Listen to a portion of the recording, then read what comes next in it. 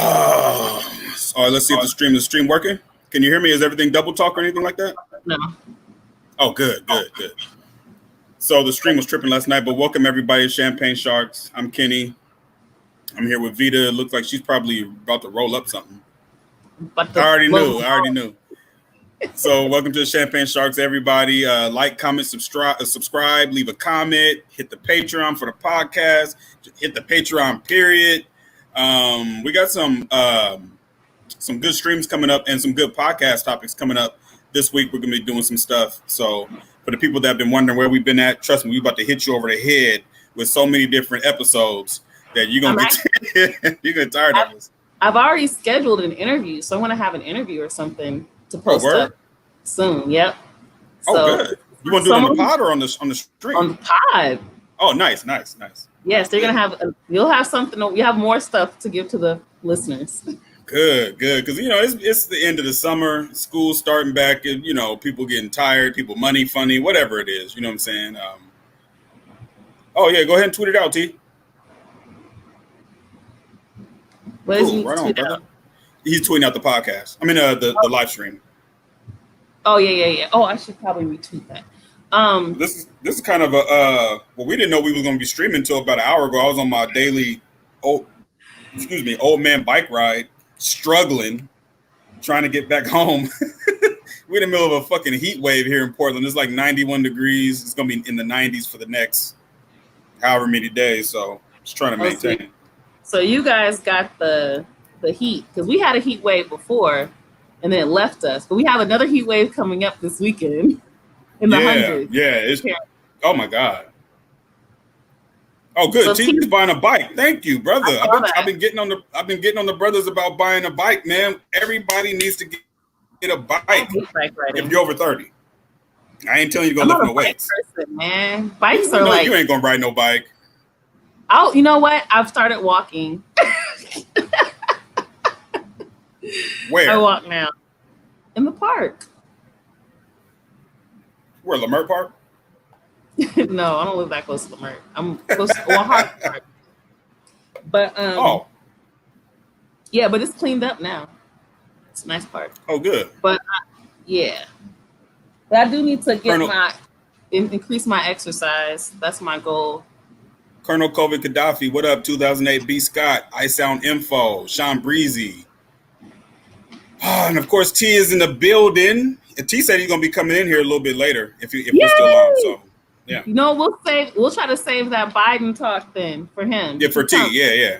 For T, if you come on, I want to talk about that because you put it in the chat. I mean, in the Discord thing, the link to that, and I definitely want to talk about that.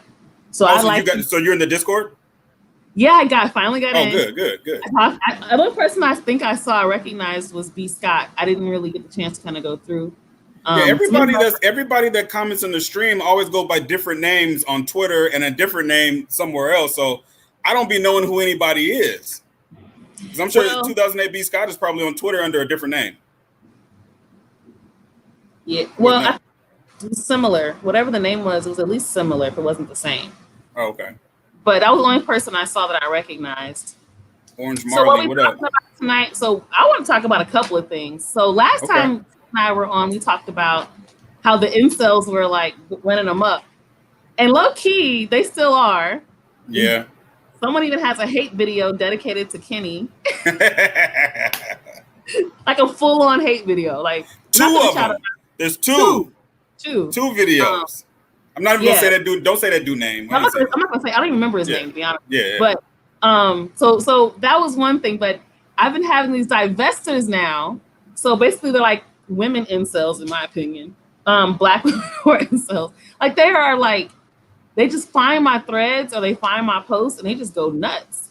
So yeah, I want to talk about that, and then later I'd like to talk about Biden. And so my perspective has been really clear, especially I feel like at least, but I somehow end up in these ridiculous arguments, both on my Facebook and my Twitter, because I feel like even if you are someone who's, pro, you feel like you got to vote for Biden, why are you so afraid of everyone else calling him out on his shit?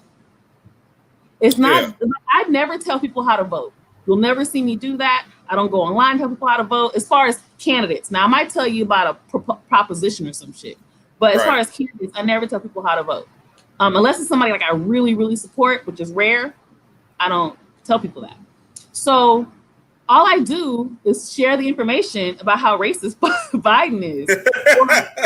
Or I just share information about, him and Kamala or my opinion about what they're doing. And then people just go crazy. So, what do you want? You gonna vote for Trump? I'm like, I don't want Trump either. But what does that have to do with what I'm saying? You can't even get yourself to look at the critiques of Biden. Yeah. So how can I believe that once the election is over, if he were to get elected, you would actually hold him accountable after? You too scared to do that shit now. I didn't say don't vote for the man. Vote for whoever you fucking want. But why get mad at everybody else because we're highlighting our concerns about Biden and Harris? So I want to talk about that a little bit later once T gets on. Hopefully he'll come on soon. Yeah, because I was about to say, my dad is a Democrat. He votes Democrat. But man, even that dude was like, I'm good. He was like, man, I ain't fucking with them. You know what I'm saying? I saw an article that said that actually him getting Kamala Harris made him lose black voters. Yeah. So the people that were thinking about going for Biden when he picked Kamala, they were like, nope. And that's black. And then, and people are asking, well, what's the alternative? Well, you ain't got one. You know what I'm saying? So it's like, we running the same, like Bo Johnson. What up, Bo Johnson? He's saying it right here. G.W. Bush was going to put us back on the plantation. These people have been running the same playbook for 40 years. Yeah. And they both in both parties. And it reminds me of, I know we're going to talk about this a little bit later, but it definitely reminds me of, I'm trying to think what president was running for president or what candidate was running for president. And he made a deal with the Republicans. I believe it was, the compromise of 1866, I believe. Somebody, T would know this better than me. But what happened was they made a deal with the Democrats of the South that if they let them win the presidency, they'll let them have free reign against black people and take the military and take the Freedmen's Bureau out of the South. So it's no different than today. What is the alternative? Like, I just hate that question because one, they say that when I'm not even saying what to do. They'll just say, well, what is the alternative? All I said was that Biden was a white supremacist. Yes, so, Rutherford B. Hayes. So what I'm saying is that, you have a choice between a white supremacist in blue or a white supremacist in red. That's all I'm saying. Right. Now, if you're like, well, what's the alternative? Ain't one. I don't know what to tell you. But that to me is still no reason to be a fucking pussy about it. 1876. Yeah, Rutherford B. Hayes made a compromise. If they let him win the presidency, that he would take all the military out of the South, and that's when they just started raining hell on black people. So I mean, it's no different than today. I mean, it's the same playbook, just it looks different. It's not as dusty, but it's the same playbook. And the thing that I'm wondering is, why is it that we want to keep running the same playbook? They want to run this whole, well, let's just get them in and hold them accountable. Motherfucker, we did that with Obama. We did it with Bill Clinton. But they didn't. They didn't, though. Right. Scared. Right. And then they were like, well, you have to wait, or he can't just help black people. And you're just like, well, how come we can't even make them earn the vote? We don't even have leverage. We can hold it as leverage, and niggas on fucking MSNBC too scared to do that shit. So they treat black voters like prostitutes. Yeah. So I want to talk about that more once T gets on. But I saw somebody ask a question about Unsung. What's my favorite Unsung episode? That's a really hard question to answer because I like pretty much most of them. I won't say all of them. Some of them aren't that great. I'll say DeBarge is one of my favorites, even though it's probably the most depressing one. Yeah, it's depressing. Yeah. Otis Reddings was really good. Wasn't there an unsung Alexander O'Neal? He did an unsung. Yes, with what's her name? Sherelle. Sherelle. Yeah. Yeah. They have Sherelle and what's his name again?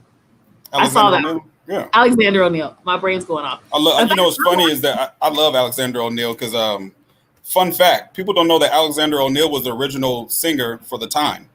It wasn't Morris Day. Morris Day played the drums. He's not a singer. Yeah, it was but actually Alexander O'Neal was kind of above himself, and Prince kicked him out of the group because the time is Prince's group. So it's funny because they talked about that in the actual documentary. I mean, unsung. I think they even Prince even kicked out Jimmy Jam and Terry Lewis. He fired them too. Yeah. So, but yeah, so that's probably my favorite are those. I just recently saw one about Parliament. I mean, what's his name? George Clinton today. Oh, yeah. Today at work. I watched one on Dave Hollister. Nice. Recently, well, that was today. And Dave Hollister used to live with Tupac. Yeah, so he was a part of Digital Underground. Yeah. I did not know that.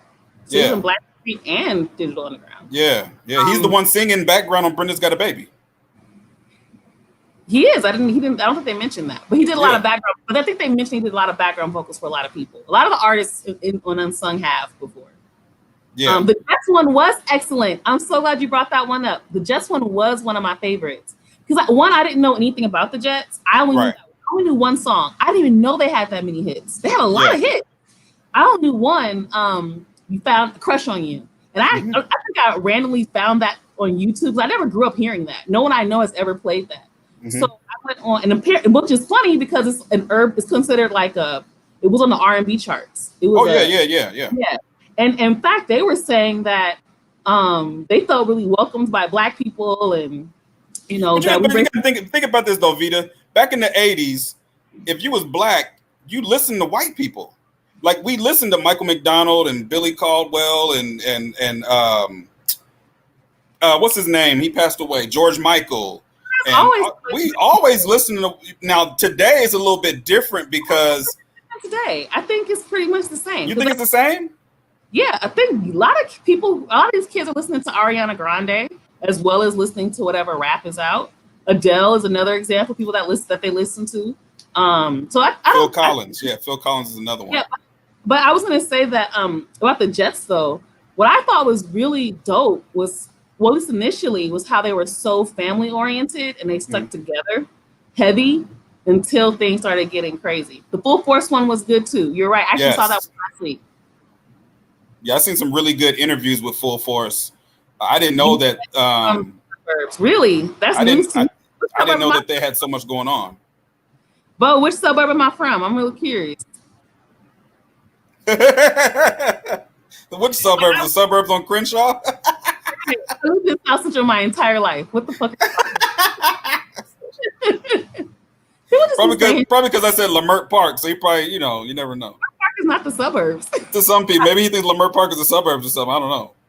I don't know. Like that's crazy. I was just curious where you got that from.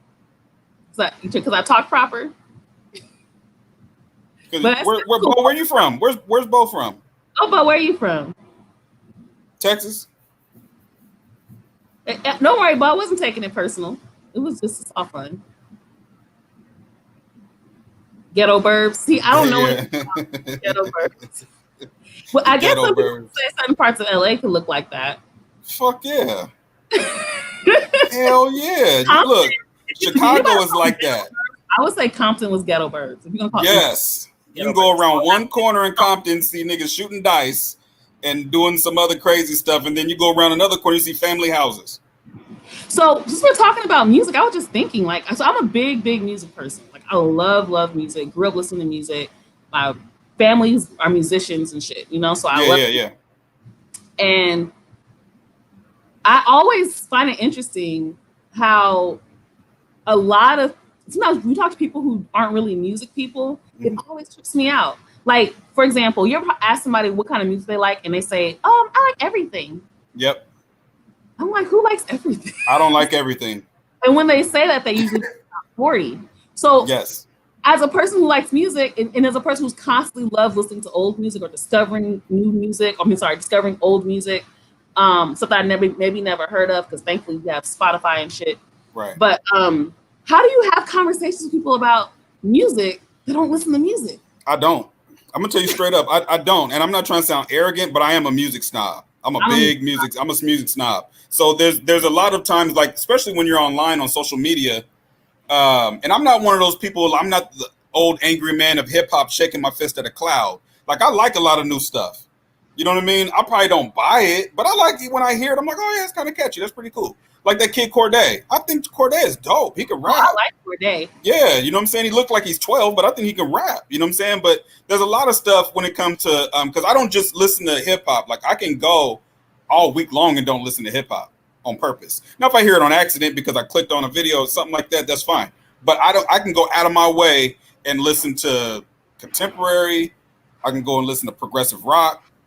I can go and listen to jazz. I can go listen to old school funk. I can spend a whole week on funk music.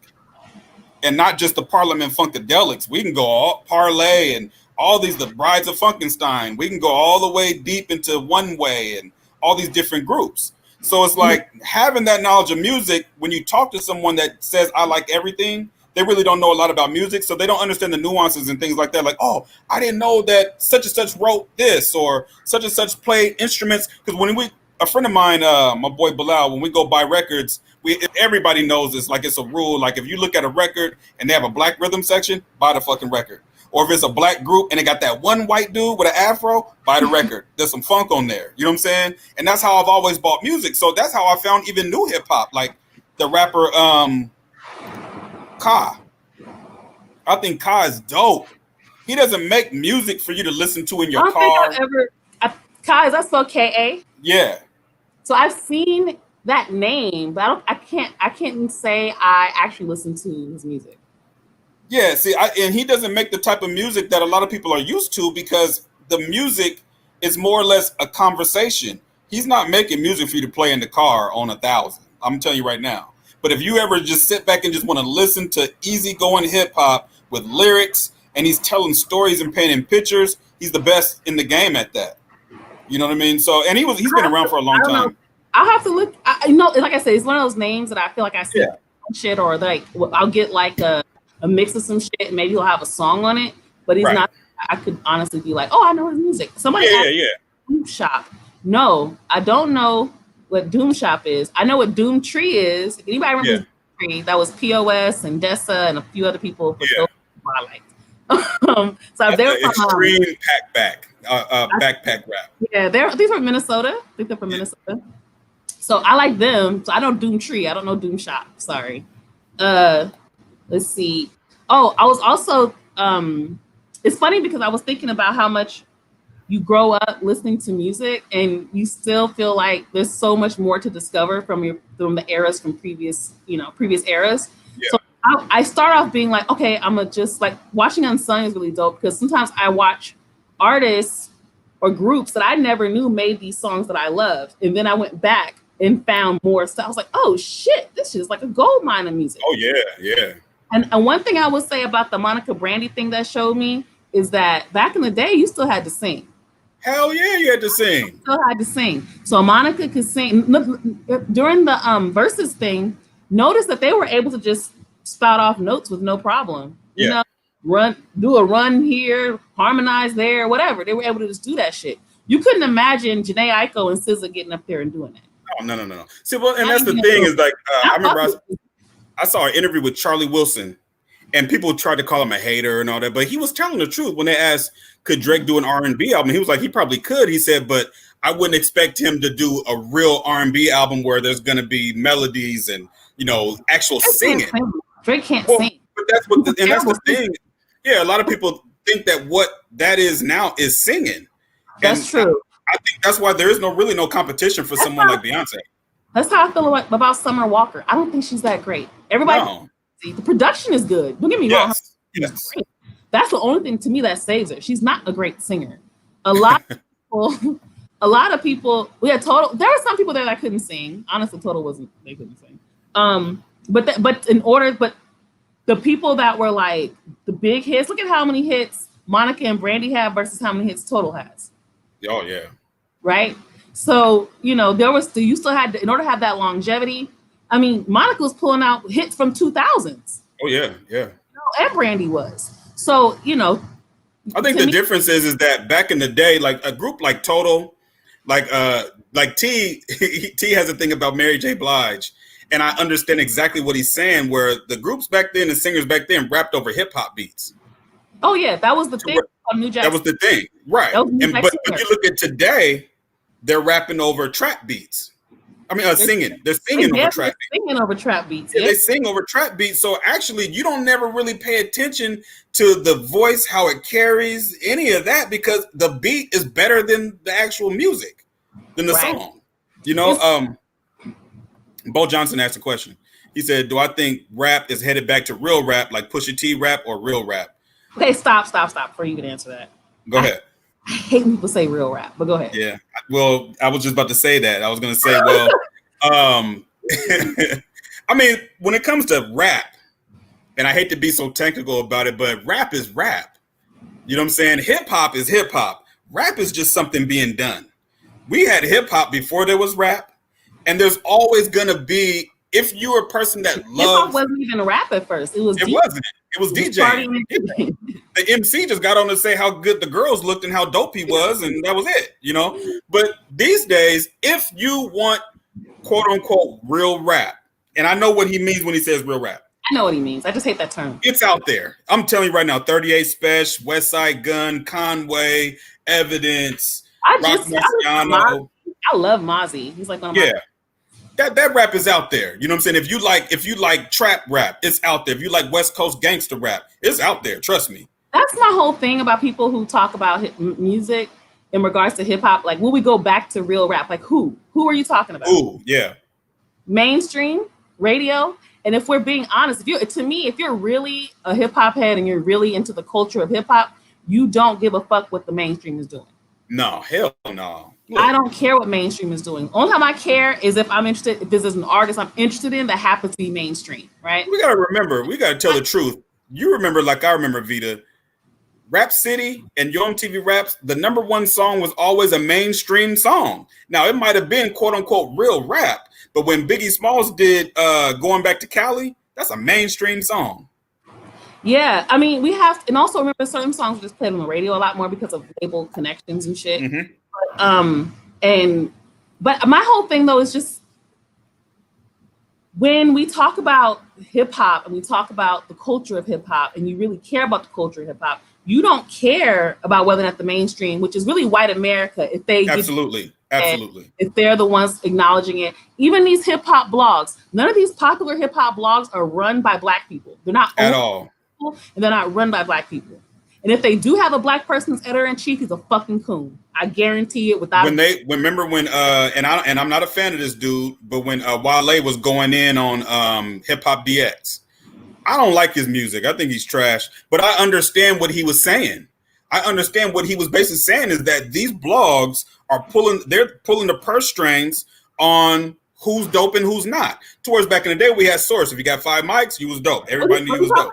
Hip Hop DX or Complex? I feel like that was Complex. Or was it Complex? It was one or the other. They're both the same to me. They ran by the same type of people. You know what I'm saying? It's the same shit. But and that's a rapper's fault for paying attention to the blogs, because that's what ends up going where it goes wrong. Where it goes wrong is they're owned by Middle Eastern and white people. Yes. Hire Middle Eastern and white people to write these articles, mostly white guys from white dudes. Yes. What the fuck do they know about hip hop culture? Nothing. They don't know nothing. Like, let's just be real. And the white dudes that are dope, that do know about hip hop, like what's the one brothers? Is it one white dude? I'm not all of them, but I just hate that. I just hate they be on that lyrical miracle shit, and they trying to shit down your throat, and it's like fuck Hobson, whatever. I don't want to hear Hobson. I don't want. But just in general, I mean, I don't know him. I won't say fuck him, but I'm listening to him. No, I feel what you're saying. No, I'm not a fan of Hobson. I think he's dope. Whatever. You know what I'm saying? Like, there's certain rap music that is lyrical, miracle, spiritual. Like, people love Razzcast. I don't like Razzcast. I love Razzcast. I'm just not a fan. Razzcast reminds me of the West Coast version of Cannabis or something. Like, I mean, I like the nature of the thread. I like nature of the thread. No, you cannot say he's like Cannabis. You cannot say he's like Cannabis. What I mean by that is, let me explain. He does the, what you call that? He's real punchliney. Yes. Very punchliney. But you cannot compare him to Cannabis. The reason why I'm saying that, I'm not talking about his style or nothing like that. I'm just saying that he reminds me of Cannabis, where he has a horrible ear for beats. He just does not have a good ear for beats. Assassination wasn't so bad. Well, the only song that I'm gonna tell you straight up, the only song that I really is Nature of the Threat. That's the only song I really like from Cannabis. From Razzcast. Yeah. I call him. Yeah. He's like for Sean. Ghetto Fabulous with Dre. No, I wasn't feeling it. He's like Fashawn. Fashawn is dope. Fashawn can rap. You know why? I'm gonna tell you why you forgot about Fashawn. Because the only time he makes dope sounding music is when his beats is coming from Alchemist. That's the only reason why. There's a lot of rappers like that. It's probably true. I feel like I liked Fashawn because I liked his story, and I felt like he tried his best to do a good job of using the music to tell his story. But I just really liked how he opened up conversation around like foster care. A lot of people weren't talking about that. Yeah. I really like Fashawn. And he could rap. He could rap his ass off. He had a few songs. He can rap his ass off. Yeah. I'm gonna pull up my Fashawn. I'm sure I made a playlist somewhere. And he always I forgot about Fashawn. Yeah, I keep Fashawn. He's in my iPod. You know, I'll be honest with you. I question if that man can rap after that battle. So he broke up the notepad. Oh my god. Yeah. So I don't even like to talk about cannabis because of that. Yeah. Then he started speaking in patois, Jamaican patois and shit. It was crazy. You know who's real punchliney that I like, but it's sometimes I can see how people can say he's a little corny, even though he's in hip hop he's considered like a legend because he died. Big L. Oh yeah. He's the punchline king. And sometimes it's great, but sometimes it was kind of corny. Like he'd be like, "My guns go boom boom, your guns say, my guns go boom boom, your guns go pow pow." Yeah. I think he benefited from, and I don't want nobody in New York to get mad at me because he died. You know what I'm saying? When he died, he hadn't gotten his chance yet. I mean, I had lifestyles that he would have developed if he were able to. Yeah. I think he would have gotten better. And I think what happened was after he died, a lot of the music that they did put out that was his was so like, what do they call that, posthumous or whatever they call it. So they had the raps and they put the beats on later. They did that with Tupac after he died, where they were putting his raps on these different beats. And I'm like, Pac wouldn't rap on that shit. I did that with Biggie and Tupac. Yeah, I never bought that shit. I was like, nah, dude, Pac wouldn't be rapping on that. Pac was rapping on Daz, Johnny J, and DJ Quick. Like, get out of here with that shit. I don't want to hear that shit that Eminem did. Eminem bought the rights to his songs and put that what was the name of that album? Pac's Life or some shit. That shit was trash. Oh God, that's what I was thinking of. Actually, yeah. Oh my God. Because he had a song. In fact, there was a song called Pac's Life. Neither Ashanti or Keisha Cole, one of them was on it. Yeah. Oh my God. I was like, first of all, that pretty ass line by Big L. My guns go boom, boom, pow, pow. Cannabis was. I mean, Big L was dope. Big L was dope. He was dope. All over my playlist. He's dope.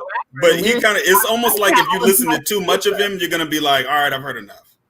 You know, you don't want to. You don't. Yeah. Oh yeah. Definitely Lord Finesse. Yeah. And it's funny because DITC was pretty dope in general. Hell yeah. Lord Finesse is very underrated. Very underrated. Speaking of underrated, you know who's really underrated more than anybody? I have to say this person's underrated more than anybody. Who? Ladybug Mecca from Diggable Planet. Oh yeah, she could rap. She could rap her ass off. Fucking ass off. She could rap her ass off. My Diggable Planet stuff. And a few years ago, my homeboy put me on. Not a few years, many years ago. It must have been like over 10 years ago. He told me, "Hey, have you even heard Blowout Comb?" Which is their second album, and I hadn't. Heard. Oh my God. Yeah. Oh my.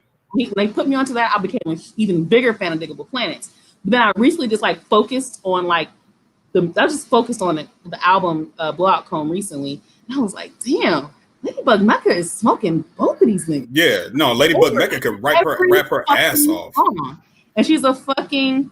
He said, "Who's Diggable Planets?" Man, Rebirth of Slick, Cool Like That. Yeah, like that. That's them.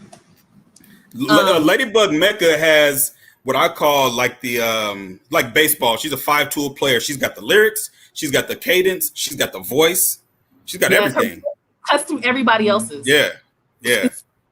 She was Lauryn Hill before there was a Lauryn Hill. Yes. That's how I look at her. She's a Lauryn Hill. I feel bad because I remember when they first came out, they was everywhere, platinum, crazy. And then it still had a few hits though. That a few. I think they were either on the R&B charts or hip hop. I don't think. They got caught up. They got caught in that jazz mataz era, like Guru did, where it's like, was this jazz or is this hip hop? So that's what happened. So the first album was jazzier. The second was like hip hop, like hard. Yeah.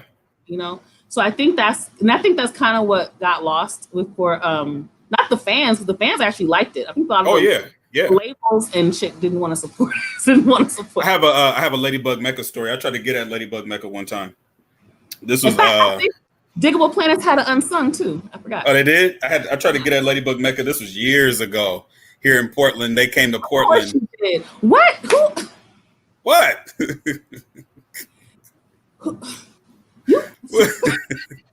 And my boy blew it for me. I got my he will shoot his fucking shot. Oh my God. And his taste is so broad. Like, yeah, what the fuck? I mean, Ladybug Mecca's fine as hell. Why not? And this was in like 2000. Oh, this was years ago. This was at the Roseland Theater, downtown Portland, and they performed. It was them. I think Madlib, and no, it wasn't Madlib. It was somebody else was there, and it was me and my boy Brian. This was probably 2008. I can't remember how. It was a long time ago. And my boy blew it for me, man. He was being too thirsty. He blew it for me. She probably had, it was probably never gonna happen. It was never. Okay, you gotta understand, like all day. It was probably never gonna happen. She used to follow me on Instagram, so let's put it there. Really, that's dope. Yeah. You remember this rapper named Mystic? Absolutely. She had an album. It was called "Cuts for Luck, Scars for Freedom." She was fucking. What label was she on? I forgot, but she only had one song that made it to the charts, and I can't remember what. Because I was always getting her confused. So there was a woman, there was a female rapper in Outlaws named Storm. When they was called Dramacidal, sure, her name was Storm. When they turned into the Outlaws, she was gone. She was gone. She wasn't rapping no more. I thought she was dope as fuck. She was dope. People like her, Marvelous, Conscious Daughters. Like, they was dope. They was dope as fuck. I think one of the Conscious Daughters passed away. Yeah, actually, one of the Conscious Daughters. Yeah, I think one of them died like 3-4 years ago. What was one I met? So I met them both or I met one of them, and it was Bahamadia was dope. Bahamadia was dope. I was not a Bahamadia fan, not because of the rap. I just really hated her voice with a passion. I could not get past it. It was like a female Busta Rhymes. It was one of the most awful voices I've ever heard in hip hop. I absolutely hate her voice. I think she's a very talented lyricist, and she's had features on songs where her lyrics were just fucking insane. Oh yeah, but her voice was just, I couldn't get past the voice. I'm sorry. I think there's a lot of like Lady Luck. There was Lady Luck, and then there was of course Queen Pen.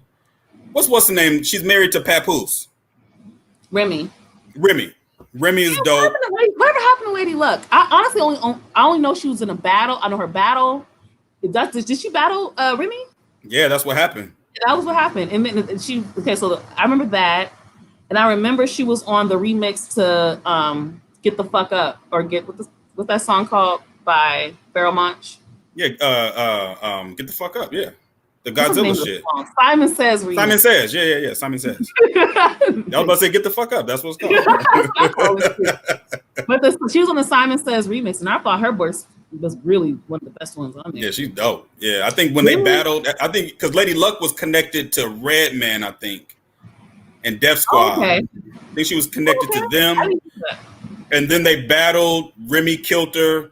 And it seemed like everything just went. I mean, it happened to a lot of rappers, man. That happened to MC8 with DJ Quick. Well, MC8 had We Come Strapped, Compton's Most Wanted, everything. And then he tried to battle with Quick. Quick did Dollars and Cents, and it was over from there. Oh, wow. And to this day, if you listen to Dollars and Cents on the Murder Was a Case soundtrack, I mean, he's tearing MC8 ass up. And MC8 tried to come back. He's still rapping. Like, he released an album with DJ Premier last year. He's still dope. Isn't he on Kendrick's album? Yep, he's on Kendrick's album. Yep. But he just don't have it like he used to no more. I don't know. It took some wind out of sails. Organized Confusion. I remember Organized Confusion. Yeah. Can't say I was into it. So I wasn't. No. A lot of the stuff like today, you got a lot of like rap from the South. Like when I was coming up, like rap. One thing I don't know why I always have this in my mind. Whenever you listen to rap from the South, especially from Texas, there's always like a guitar, like some type of guitar or some type of bass or something. It sounds real country kind of. but it was always funky. You know what I'm saying? It don't sound like that no more. So like when you listen to old UGK or Big Mike, Scarface, like all that kind of stuff had its own distinct sound. You knew that was Texas. Mm-hmm. It ain't like that no more. I can't tell the difference between Texas, Atlanta, Mississippi. Like you really can't tell the difference. I think the internet changed so much because remember when we were growing up, you learned about music based on what was local around you. Yeah. You know, whatever your radio was playing was what you knew. Yeah. And the artists on the East Coast got popular enough, they were not playing East Coast rappers on the radio. No. Unless they were big. They had to get big before they really did. They had to be Biggie Smalls. Yeah, well, I'll say this. I can't speak before the era when West Coast hip hop got really big, like when Warren G came out and shit. Right. I can't speak for that era, which by the way, most people don't know this. Warren G basically saved Def Jam. He did. Yep. People don't know that. He saved Def Jam. That's the truth. Yeah, because West Coast was blowing up and the East Coast wasn't popping. And they were signing everybody from the West Coast back then. They signed J.O. Felony. They signed Richie Rich. They signed everybody on Def Jam. Everybody from the West Coast started getting signed. Yeah. Because we were just popping like that. Yeah. But during that time, I would say that time and after, they weren't really playing East Coast hip hop like that unless they were really popular. So I think but now it's so different. Or sometimes you didn't even know about an artist unless you had cable and you had a box, or you saw it in a magazine. Whereas now they could click a button and they get everybody from that's why New York has drill music. Yep, they sure do. Yep. You know, and it's big, pop, smoke, and all that. You know. Yep, that's drill music. Yeah. And that's from Chicago. So it's like because of the internet, I think all that it kind of blurred a lot of the lines around regions. You know what I mean? So I think that had a lot to do with it. Who's talking about CeeLo? I like CeeLo too. Oh, CeeLo and Goody Mob when they first came out was dope. Who's looking in my window? All that shit was dope. Get up, get out, and get something like that shit. That was like the different. Oh, you talking about Organized Noise? I thought you talking about Organized Confusion. Oh, Organized Noise. That sounds because back then, like in Georgia, it sounded different than Texas. Like Pastor Troy, Outkast, of course. You know what I'm saying? They stuff always sounded different. It was like some pimp shit. It always sounded different. And then today it just sounds all blended together now. Like I don't know if it's drill, if it's trap. I don't know what it is. And I think that started with the era of Young Jeezy. When Jeezy came out, it seemed like at that time everything kind of started going towards sounding like that. Like that trap sound. I think that's about right. T.I. too. Yeah, T.I. Yeah, T.I. too. T.I. And you're right. 2000 B Scott, you're right. Early trap was good. It was dope. It was dope. I mean, this is the thing though. I like fusion, so I like music that blends styles together.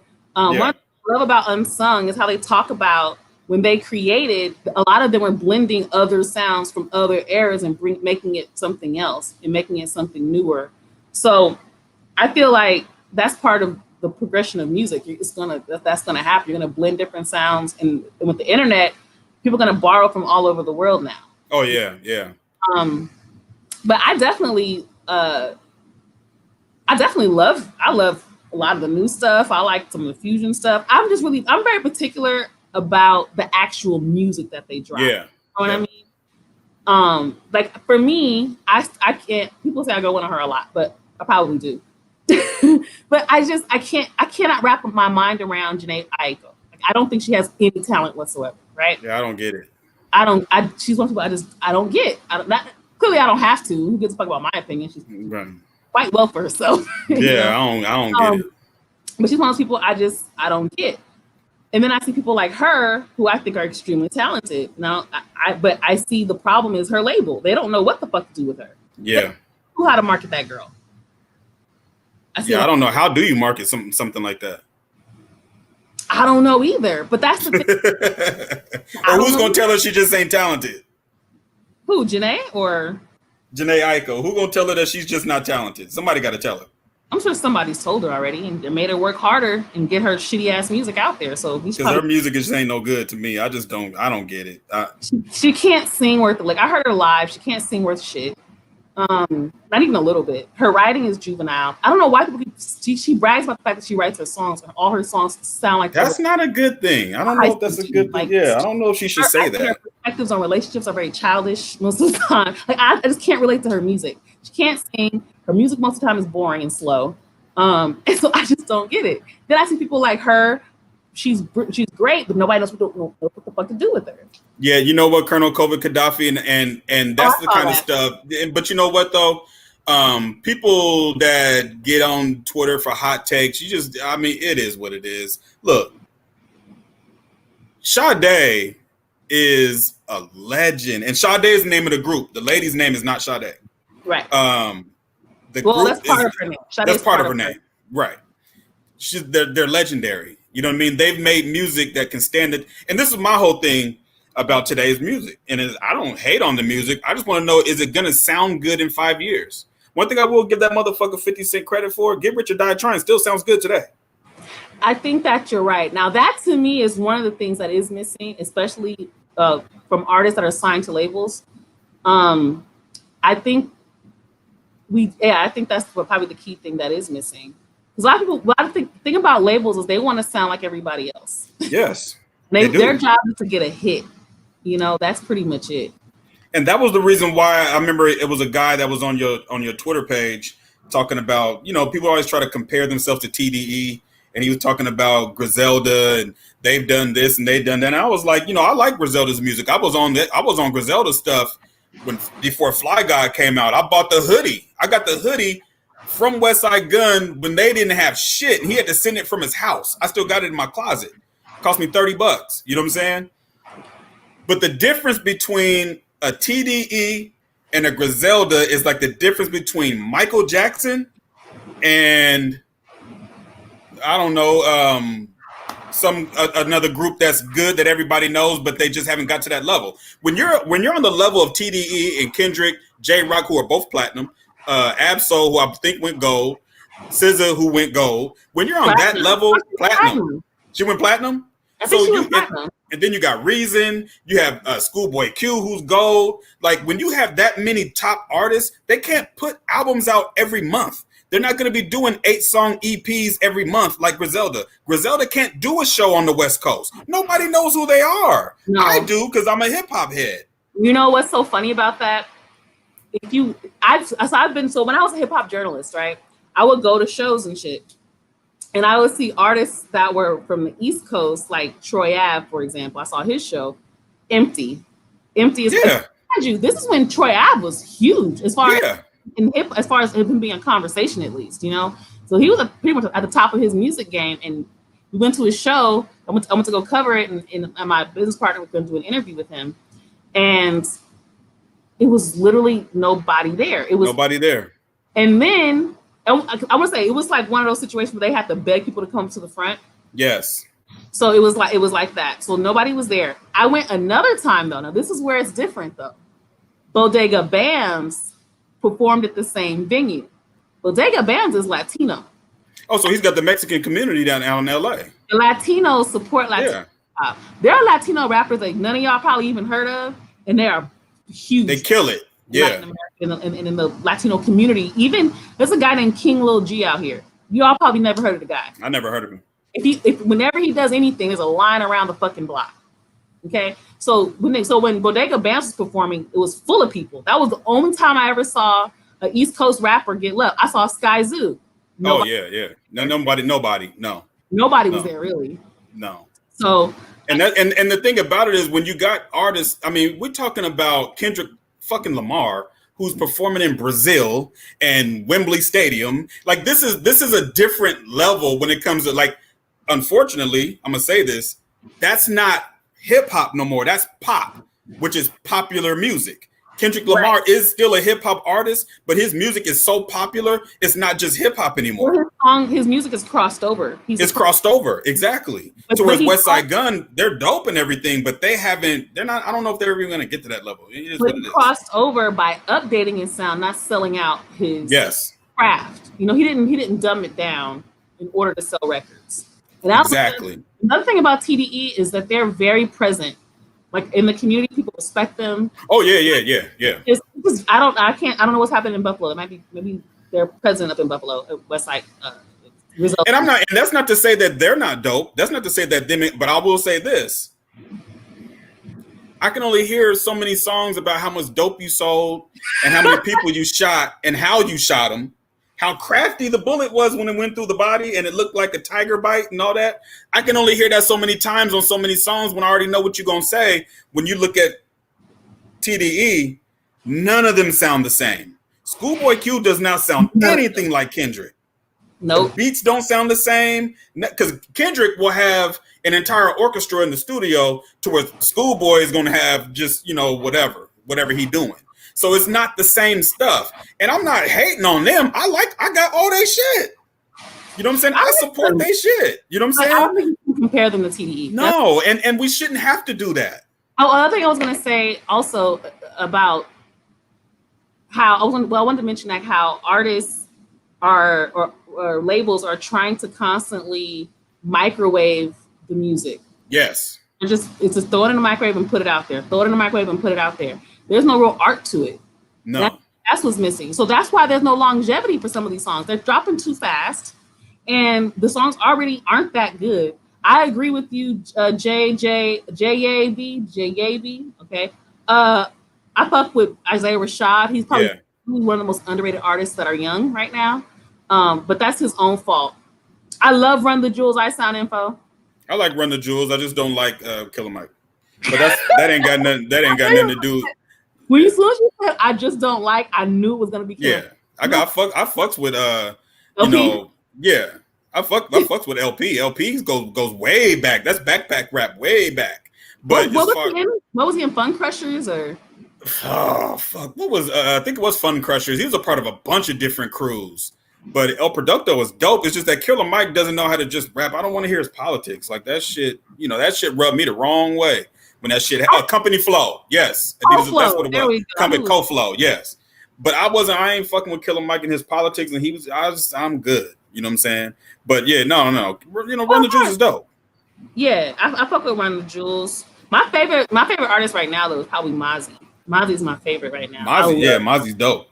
Listen, Mozzie, this last album, so his previous albums were fucking depressing. I love them, but depressing. This last album had a little bit more hope in it, and I like it.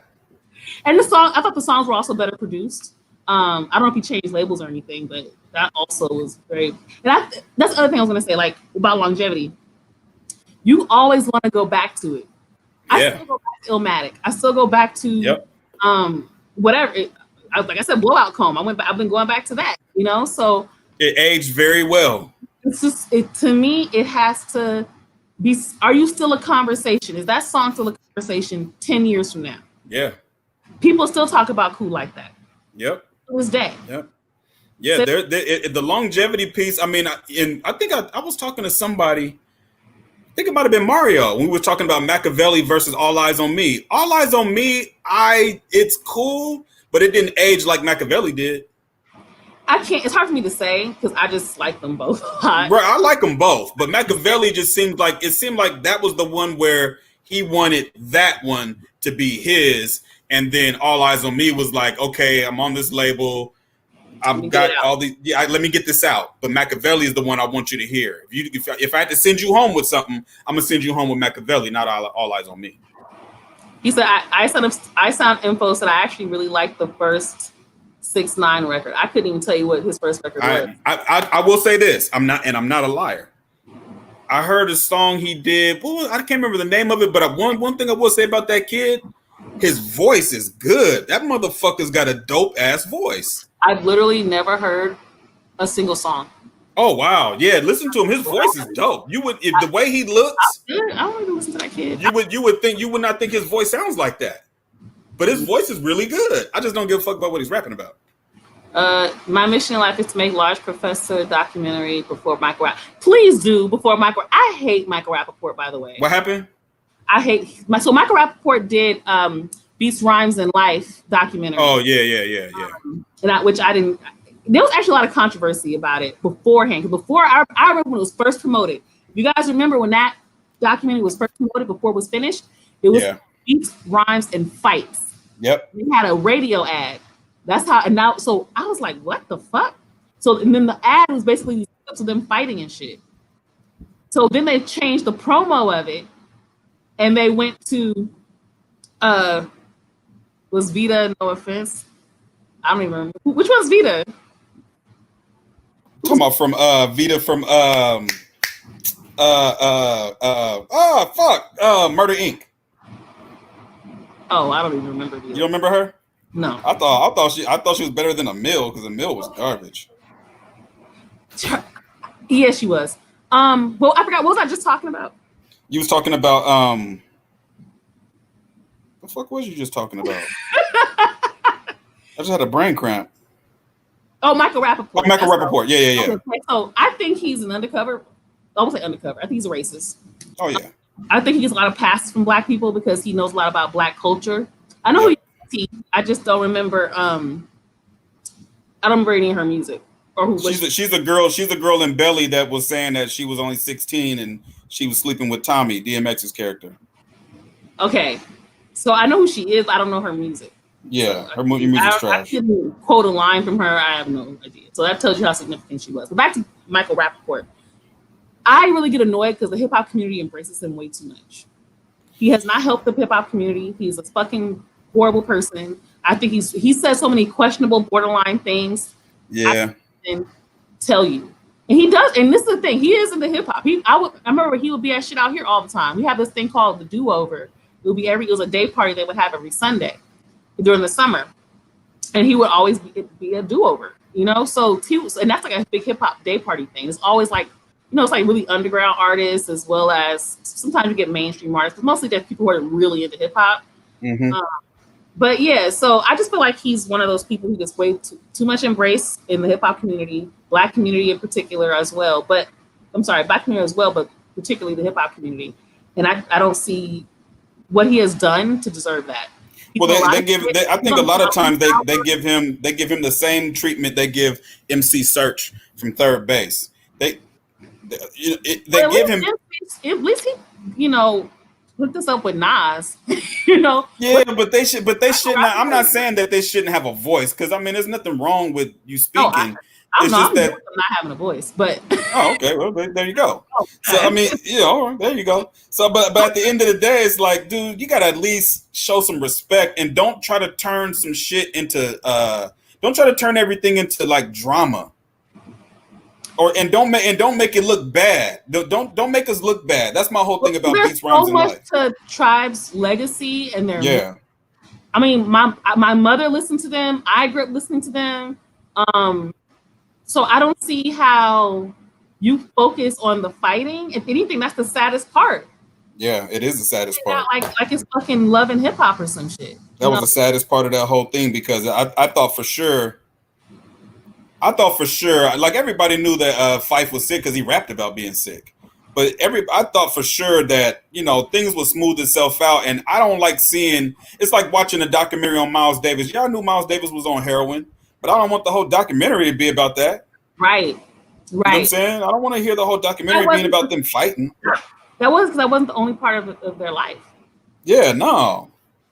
So what's funny is that Q-Tip doesn't get nowhere near as much credit as he should get for being an innovator and bringing people to life like Jay Dilla. You know what I mean? And himself being a great producer. Yeah. He doesn't get nowhere near the credit. He produced on Illmatic. You know what I mean? One Love. So he doesn't get the credit that he deserves. And he gets, and some of it is his own fault because Q-Tip be on some space age shit. Well, let me ask you this though. And I'm asking this also to the chat, and I would like you guys to answer as well. Do you feel like we, as far as Black people, the Black community and the hip hop community, do you feel like we honor our legends enough? No. And I'm interested in the chat also answering that question. Do you guys feel we honor our hip hop legends enough? I know there are certain ones we honor, the ones that are most visible. I'm gonna break it down right now. And me and T has talked about this on podcasts, and I don't think we ever talked about it on the stream. But one of the problems that we have in our community is we don't respect the music. And you compare that to how white people protect Bruce Springsteen, the Beatles, even Black artists like Jimi Hendrix, the Rolling Stones. Fucking Mick Jagger is 348 years old. Mick Jagger's 348. Keith, whatever his name is, he's about 298 years old. They full of dope. They all doped up. They done did all. But I guarantee you they can go to Wembley Stadium and sell that motherfucker out tomorrow. No, you're right. I mean, I would see concerts for like Steely Dan. Yeah. Oh boy died, right? And it would be the Great Western Forum. I forgot what it's called now, but it's like a big, space. They filling up those kind of places. So I always just trip off of that. And the Steely Dan, they don't even like. They only have like a couple of mainstream songs. Yeah. No. I went and seen Big Daddy Kane downtown Portland at the Fleetwood Mac. They also sell a lot of tickets too. Yeah, Fleetwood Mac. I went and seen Big Daddy Kane. I'm not lying. I'm not making this up. There was probably 150 people there. And what they do is for our artists nowadays, so it doesn't look bad, they'll put them in a smaller, intimate venue, that's fine. I seen Ghostface and Adrian Young in a small venue. It was dope. But I did too, but it wasn't small. It was actually a pretty big venue. But see, you was in LA, and Adrian Young is from LA. Oh yeah, it was pretty. He was actually pretty popular out here. Oh yeah, man, Venice Dawn, Adrian Young. To me, Adrian Young is the next Prince. Like that dude, he can do everything. He's the only dude I know that can play Fender Rhodes. Like he can play Fender Rhodes. Like this dude is crazy. You know what I mean? He's so dope, but nobody knows who he is because in our community, we're not into music like that to where a guy that can. Oh, we like Anderson .Paak, but even Anderson .Paak is crossing over now. We didn't make Anderson .Paak popular because Anderson .Paak's been out for a long time, but he's crossing over. Big. You said what? I thought Malibu. Yeah, Malibu. But he had an album before that. Venice, and it was trash. It was awful. It was one of the worst shits he's ever made.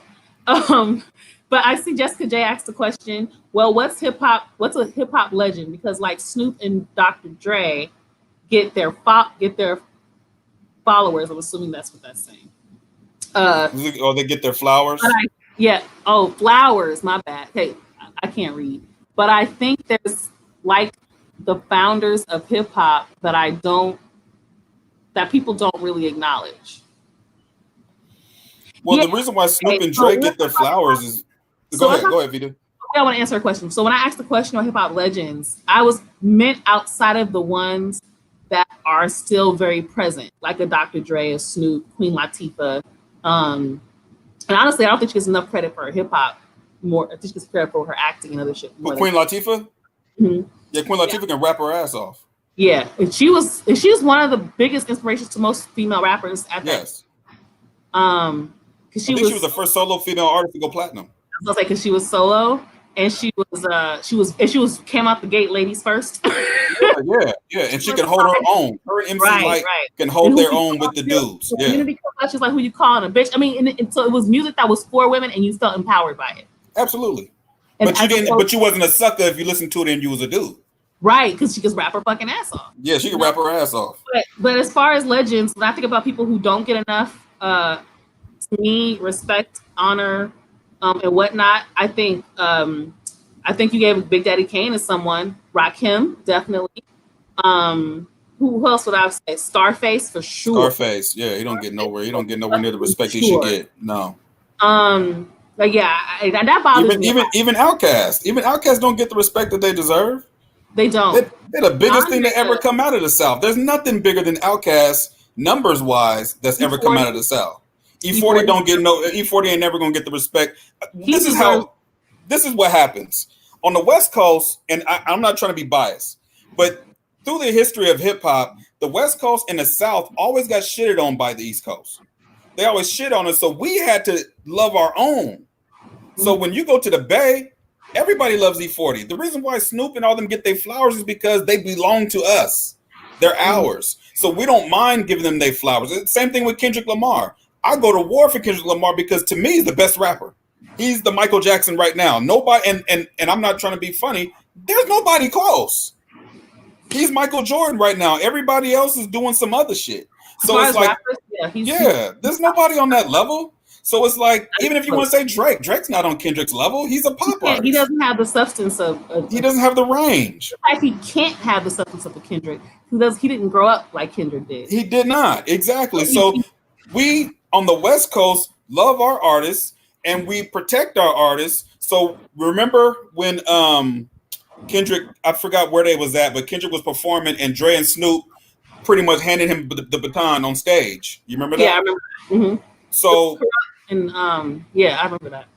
so basically, oh, let me change this for T. Oh, there we go. So basically, when they did that, what's up, T? What up? When they did that, that was basically the opposite of what they do in New York because, and T can speak to this. We've talked about this. The East Coast artists, the older artists, just hate on the young dudes. They just hate on them over and over again. I don't understand why.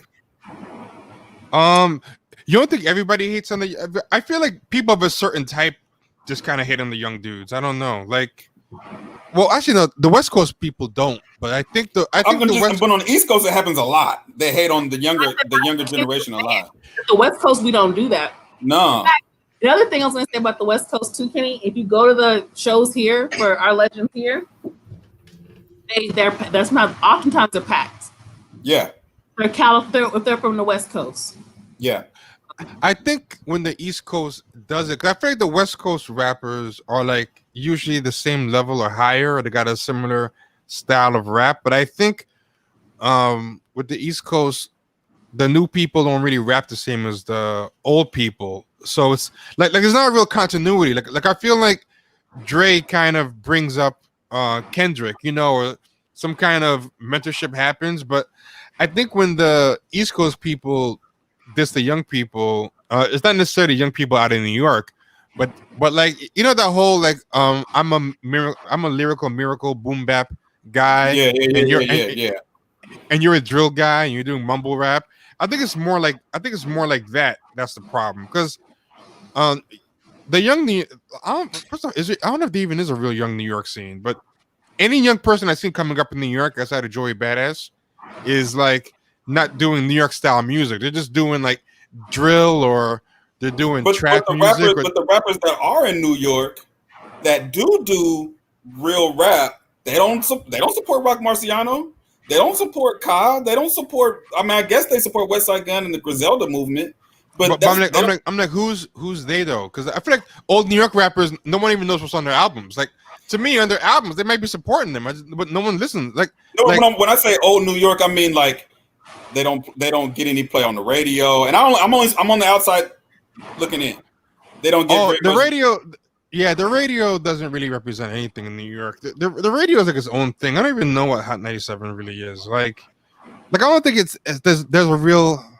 I'm not sure what the culture is anymore in New York, to be honest. Because out here, you're gonna hear West Coast artists on the radio. Well, the thing about radio, though, makes it very difficult. Is that they're all owned by the same people, right, across the country. So iHeart Radio and Clear Channel are the two things that own everything. Exactly. Before iHeart, it was CBS, and so they owned like everything. The other thing is, and they control what you hear. Well, put it this way. So I sometimes this was big. Wait. I want to make this point.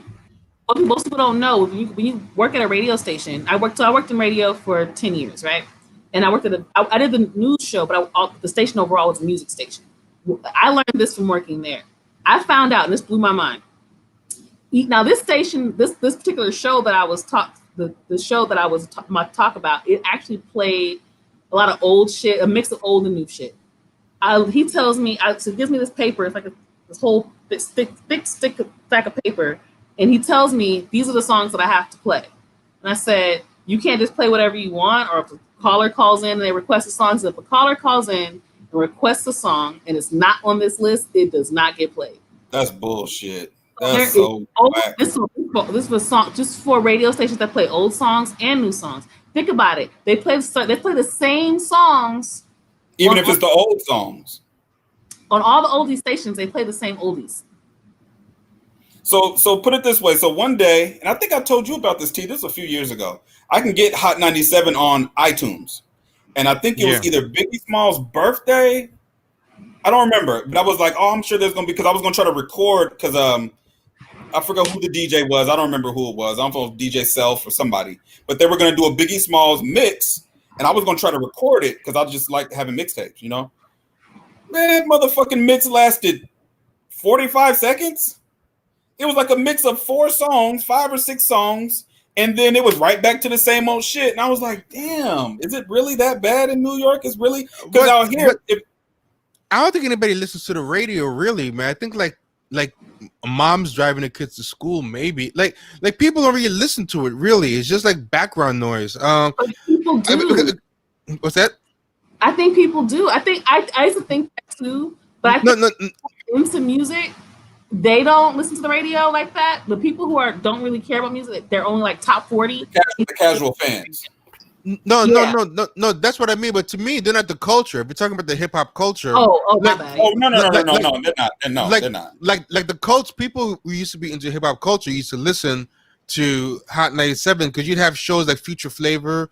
You'd have like these like they end up absorbing all the independent shows. So I don't remember Stretch Armstrong and Barbito were there, but I mean all types of people used to be there, you know, and even like Funkmaster Flex and stuff like that, they would still play like people of the culture. But now, like there's only one show. Even though I don't like the guy, he has or still has like the only real hip hop show there is Rosenberg. Rosenberg actually has really good hip hop taste, and he was one of the last people there I think had an actual good radio show. But I'll never listen to it because I just don't really like his vibe. Yeah, I don't like it. Yeah, he does. Rosenberg's a fucking racist. Fuck that bitch ass motherfucker. Fuck him. Who's that? Who, Rosenberg? Yeah, he's a racist. Yeah, he is a racist. Yeah, I get that vibe. They allow him to get away with it too. Racist. Yeah, you know, it's funny. I don't want to segue into his punk ass, but that whole thing about Hitler wears Hermes, and I'm like, wait a minute. So you have a problem with West Side Gun dropping Hitler wear Hermes, but you don't give a damn about all the niggas that they kill on records? Like, get the fuck out of here, man. I like how they think Hitler only killed Jewish people. Yeah, well, it's always about. I don't want to get into all of that because I was about to say something, but I ain't about to. I'm not gonna go there because I'm about to say they always think it's always about them. Like, all right, man. Yeah, I think Rosenberg doesn't actually like black people. I think No, me neither. No, he doesn't. Makes money off of us. I think he likes our culture, like everybody else does. But I don't think he really fucks with black people and black people movements. So I don't fuck with him even a little bit. No, at all. All right, just bringing him up just gave me PTSD and shit.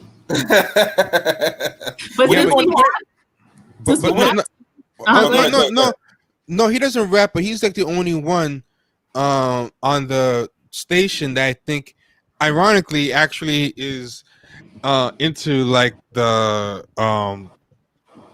like who actually has good musical taste, but I just won't listen to him, so it doesn't matter. So basically, as far as I'm concerned, there's no one to listen to because the one guy who has any type of supposedly caring about the culture as far as the quality of the music, I don't like how he is with the race.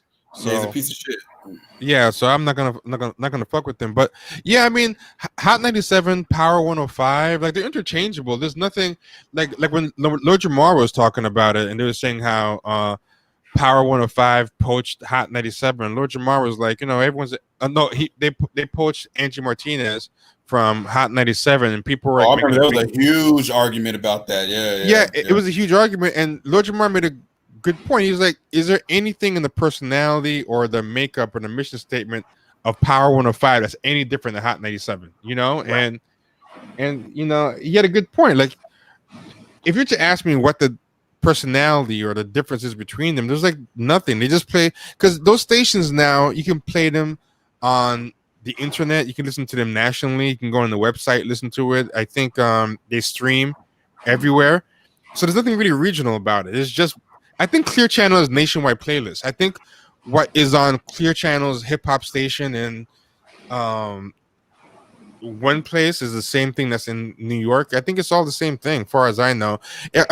AI Sound Info. See you later. Are any New Yorkers in the chat? Because Adidas elitist from New York. No, but I mean currently in New York because I'm a little old. I'm out of touch as far as I don't know where the actual young hip hop culture is. You know what I'm saying?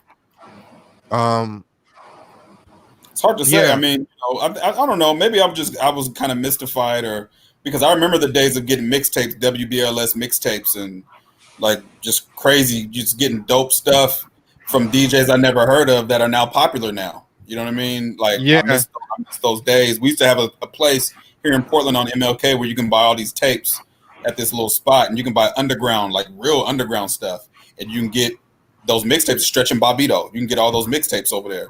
So those are great. Those are all on SoundCloud too now. Like people just upload all that shit.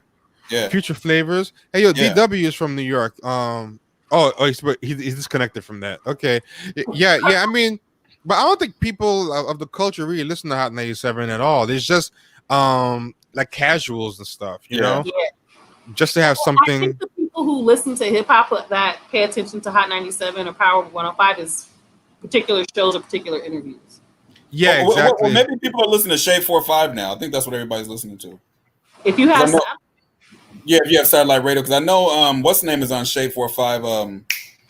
What's the brother's name? The got into it with Kanye. I don't know why my brain is just. Well, I don't think anybody's listening to the radio for music because you don't have to. No. I don't listen for music. No. I think people tune in to hear the Breakfast Club and that's about Ebro and Rosenberg in the morning and stuff like that. Particular shows, particular interviews. Period. Because if I'm a hip hop person, why the fuck would I even rely on Clear Channel and iHeartRadio when they've been pumping the same bullshit to me over and over again all day? Yeah, they're not gonna play what I want to listen to any damn way. Huh? They're not gonna play what I want to listen to anyway. Right. Honestly, I don't like the radio. I don't like commercials, and I hate them bleeping out songs, bleeping out words. Bleeping out words, especially, I don't know how it is. Maybe it's everywhere. They bleep out the same shit, but they bleep out shit that's not even cuss words. Yep. And that shit drives me nuts. And it fucks up the song. And I hate radio edited songs anyway. Like I hate it growing up and mixing up the radio edited songs with the album song. Yeah, I remember when Chronic 2001 first came out. And they would try to play the songs on the radio. You can never get through the whole song because there's so many cuss words. Oh yeah, why play it? Don't play why it. Why even then. bother? Yeah. Yo, what I used to like when people, but I guess people got too lazy. You remember when people used to make clean versions that had alternate words for the radio? Yeah, that's what I'm talking about. I would those were the best. Then I would go to school rapping the wrong words. You know.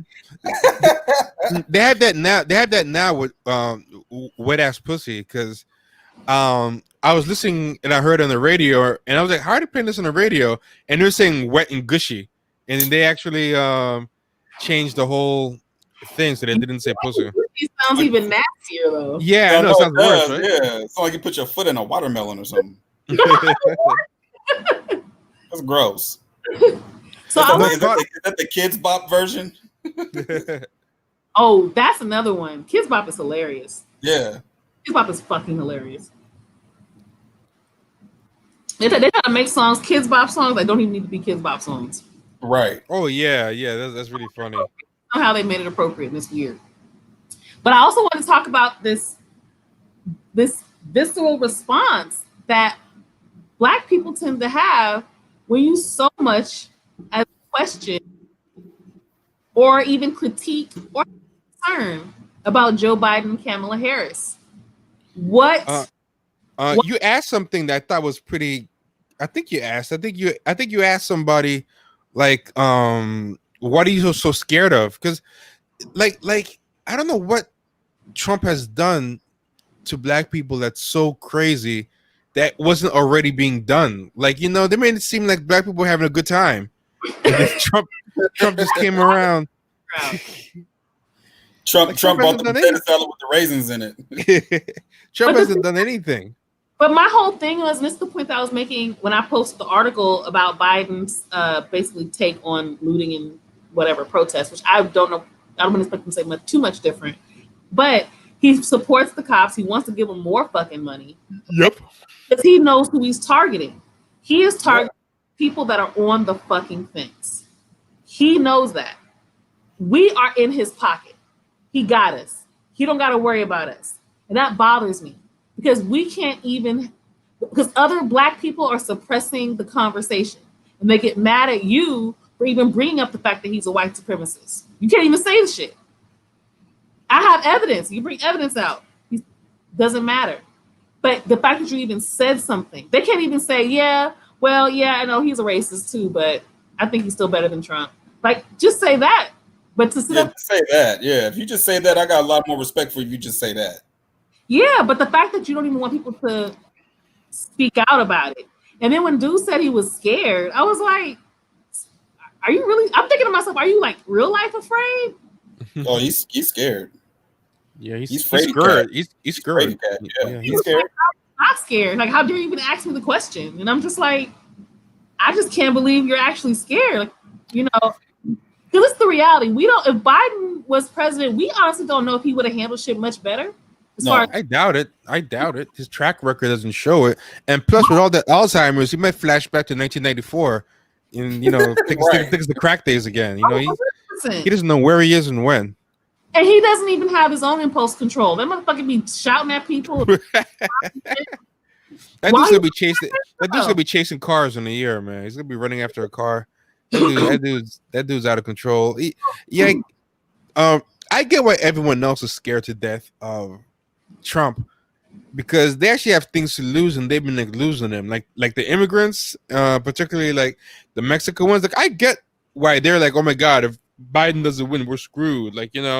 And I can see why women are worried. Trans people have been getting it worse. He's been talking about rolling back some trans things, but like black people, I just do not get the Black American fear of Trump. It's like, what is worse? Like, that wasn't happening under Obama. Like, people like, oh, the DOJ not gonna have Jeff Sessions in charge. It's like, DOJ didn't do shit before, like under Eric Holder. Like, you know what I'm saying? Like, those consent decrees are a joke. But they've been rolling back rights left and right before. Yeah. What's his name was in office? Well, it's because that whole hope and change thing. When you put someone in office and you say, well, if we just get him in, we can hold their feet to the fire. That's that hope and change shit. You know what I'm saying? Because that's the same thing they did with Barack Obama for 8 years. And they didn't hold his feet to the fire at all. No, and they didn't do it with George Bush because he was the neocons. They were stealing money. They didn't give a damn about no politics. But when it came to Barack Obama, that was what they were thinking. And they're thinking the same thing with Joe Biden because he was Barack Obama's vice president. That's the only reason why they're saying that. If his name was Joe Jones and he was just some random dude, like, nobody would care. You know what I mean? Nobody would not. People would be saying the same thing we're saying, but because it's that familiarity. And then they're gonna roll out Obama. He's gonna get out there and chastise black folks. Well, you got to get out there and vote. And you got to do this and that. Like, nigga, you asking us to do stuff like he did with the NBA a couple days ago. You are telling the NBA players to do the same shit you did. Like, you don't have any options. You don't have a plan. Just say you don't know. Just say you don't have a plan. I will have so much respect for a motherfucker that just be like, man, I don't know what the fuck we gonna do. Like, that's the last thing that people can say, man. People have to believe that they have a plan. But like, B. Scott said, immigrants don't care enough. But see, the thing is, the idea of Latino or Hispanic American, that's an American artificial thing. That's mainly like something that white Americans create because they don't have the time or patience to differentiate anybody. But throughout Latin America, there's not a real Latin American identity or Hispanic identity. Like, Puerto Ricans can hate Dominicans, Venezuelans can think Colombians are stuck up, and so then people try to make Latino Salvadorans fight all the time out here. Oh yeah. So a lot of these people want to crack down on each other. Like Cubans would be like, that's right, keep those dirty Mexicans out. Like you'll be surprised some of the stuff they say about each other. And that was I was thinking too, Pete, when this came up, because I was thinking about how when we talk about immigrants don't care enough, the immigrants that can vote probably don't care enough. Right. Yeah. We're missing because we're just saying immigrants. Most of the people can't vote. They don't actually have a say. So and the ones who have a tendency to come here and be legal, they have a big resentment a lot of times against the ones who do it illegally. Like, I've heard a lot of immigrants say that, like, I did this the right way. I spent a bunch of money, and this guy's gonna just amnesty his way in. Like, a lot of hater shit. Yeah. Surprising. I have a coworker. She's Guatemalan, and she actually was very hateful to, in my opinion. Honestly, it seemed like she looked down on other Latinos. I don't know how she had the job, considering her job was literally specifically targeted toward low-income Latinos. But she would often talk about, oh, I did it the right way. Those people aren't doing it the right way. And then she would kind of stand on like this high horse. Like, I had to wait. They should have waited. And, and so it's really interesting that there's also that division. Like, it's almost like a class division within the immigration community and the Latino community, So I think that's pretty interesting. But my other thing about this, though, about the fear around Trump and immigration, I'm not saying that that's not something people should be concerned about. Of course they should, if you're an immigrant or you're an undocumented immigrant or whatever. However, Democrats don't have the best track record either. Obama was deporting motherfuckers left. I was just about to say that he was deporting motherfuckers left and right, and joining everybody. Yeah. Even if you're saying, well, I'm concerned about the immigrant population, and I can understand maybe in your area that's something you're concerned about. Voting for Biden doesn't necessarily save you from that, it just doesn't. And I don't understand why we have this belief that the Democrats are some sort of savior for anybody, really, but they certainly ain't saviors for black people. I mean, at the end of the day, if and I said this to somebody, there was a guy that I was going back and forth with on Twitter. I said, man, if you just don't like the fact that Trump says mean things, just say that. I mean, if you're going to tell me that Trump is a dickhead, he's an asshole, you're right. Okay. If you don't like the way he treats you, you're right, and you have a right to feel that way. But don't tell me that the other side is better. Don't give me that bullshit. That's a bunch of bullshit. You know what I think people do sometimes is I feel like sometimes it makes them feel white to have white worries. Like I think sometimes that's true. I think sometimes when people see white people are upset with something, black people think if I get upset about the same thing in the same way, it's going to mean that we're in the same place. So like I see a lot of times. I'll give you an example. Like a lot of middle class black people, the kind that listen to NPR and Democracy Now. Yeah, Democracy Now and all that stuff. When the ICE stuff is happening, I see black people like that talking like, "This isn't what our country is about." Children in cages. It's like, nigga, shut up, man. Like they got your son in a cage doing 20 years in the Fed. Shut up. Yeah. You got cousins in the pen, the foster care system.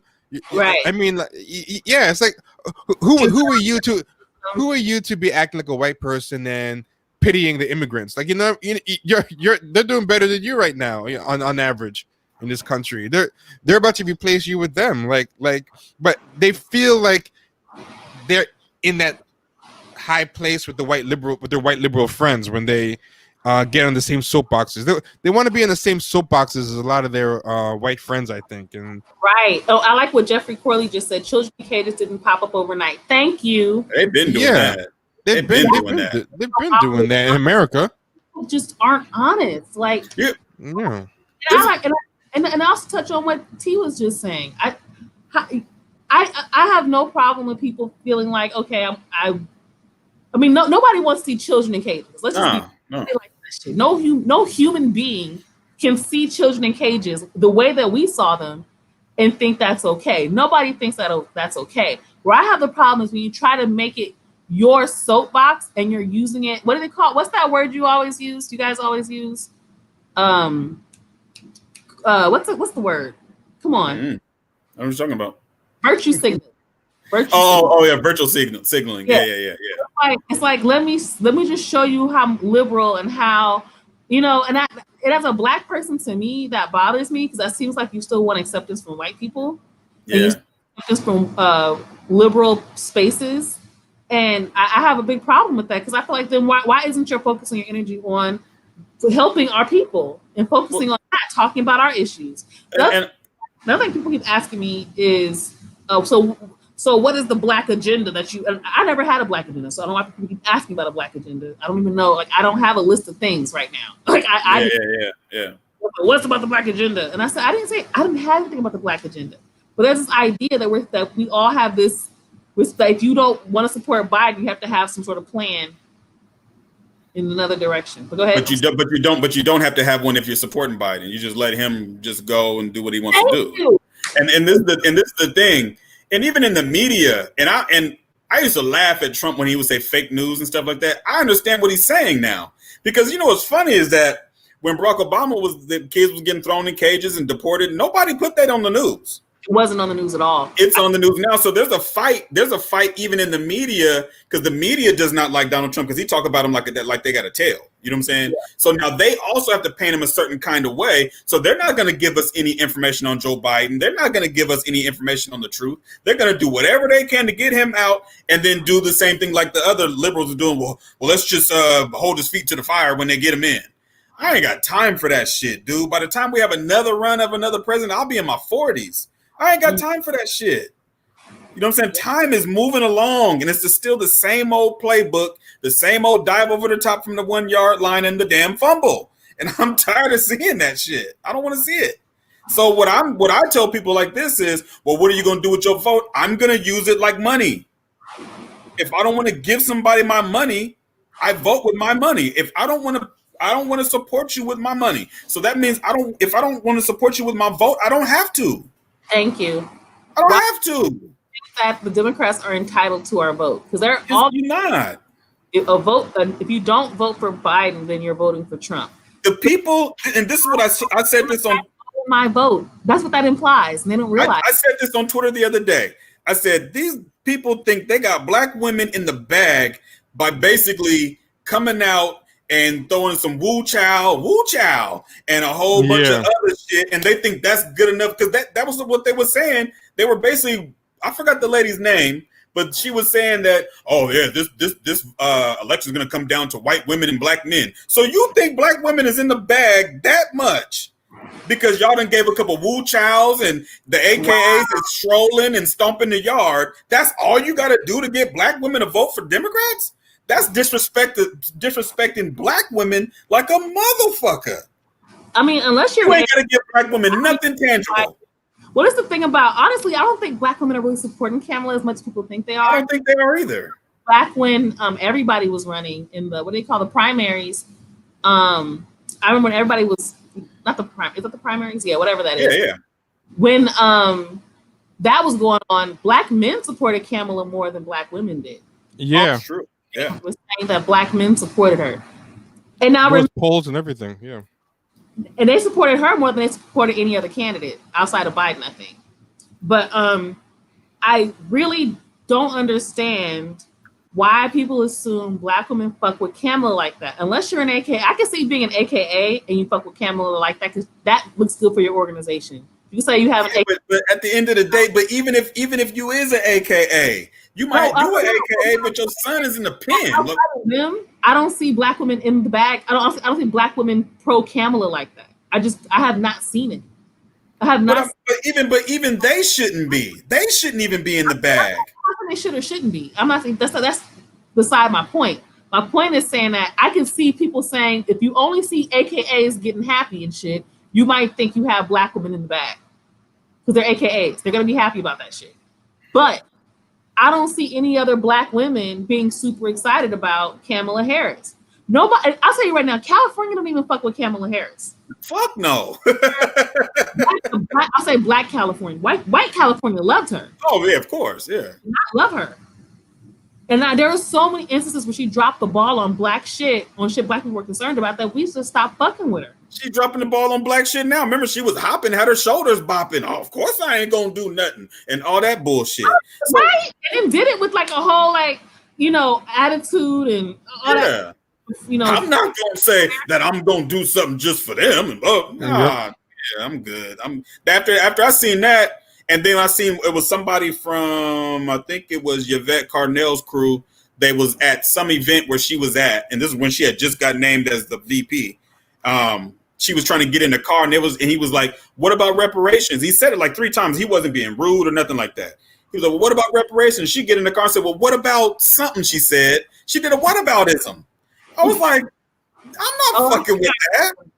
You do a whataboutism about when someone asks what about reparations? You could at least said, "I'll talk to you about it later," or what can you tell me about it? Because maybe this person is just saying it they just trolling. You know what I'm saying? You never know. So, but instead you gave him a whataboutism? Oh yeah, you're trash.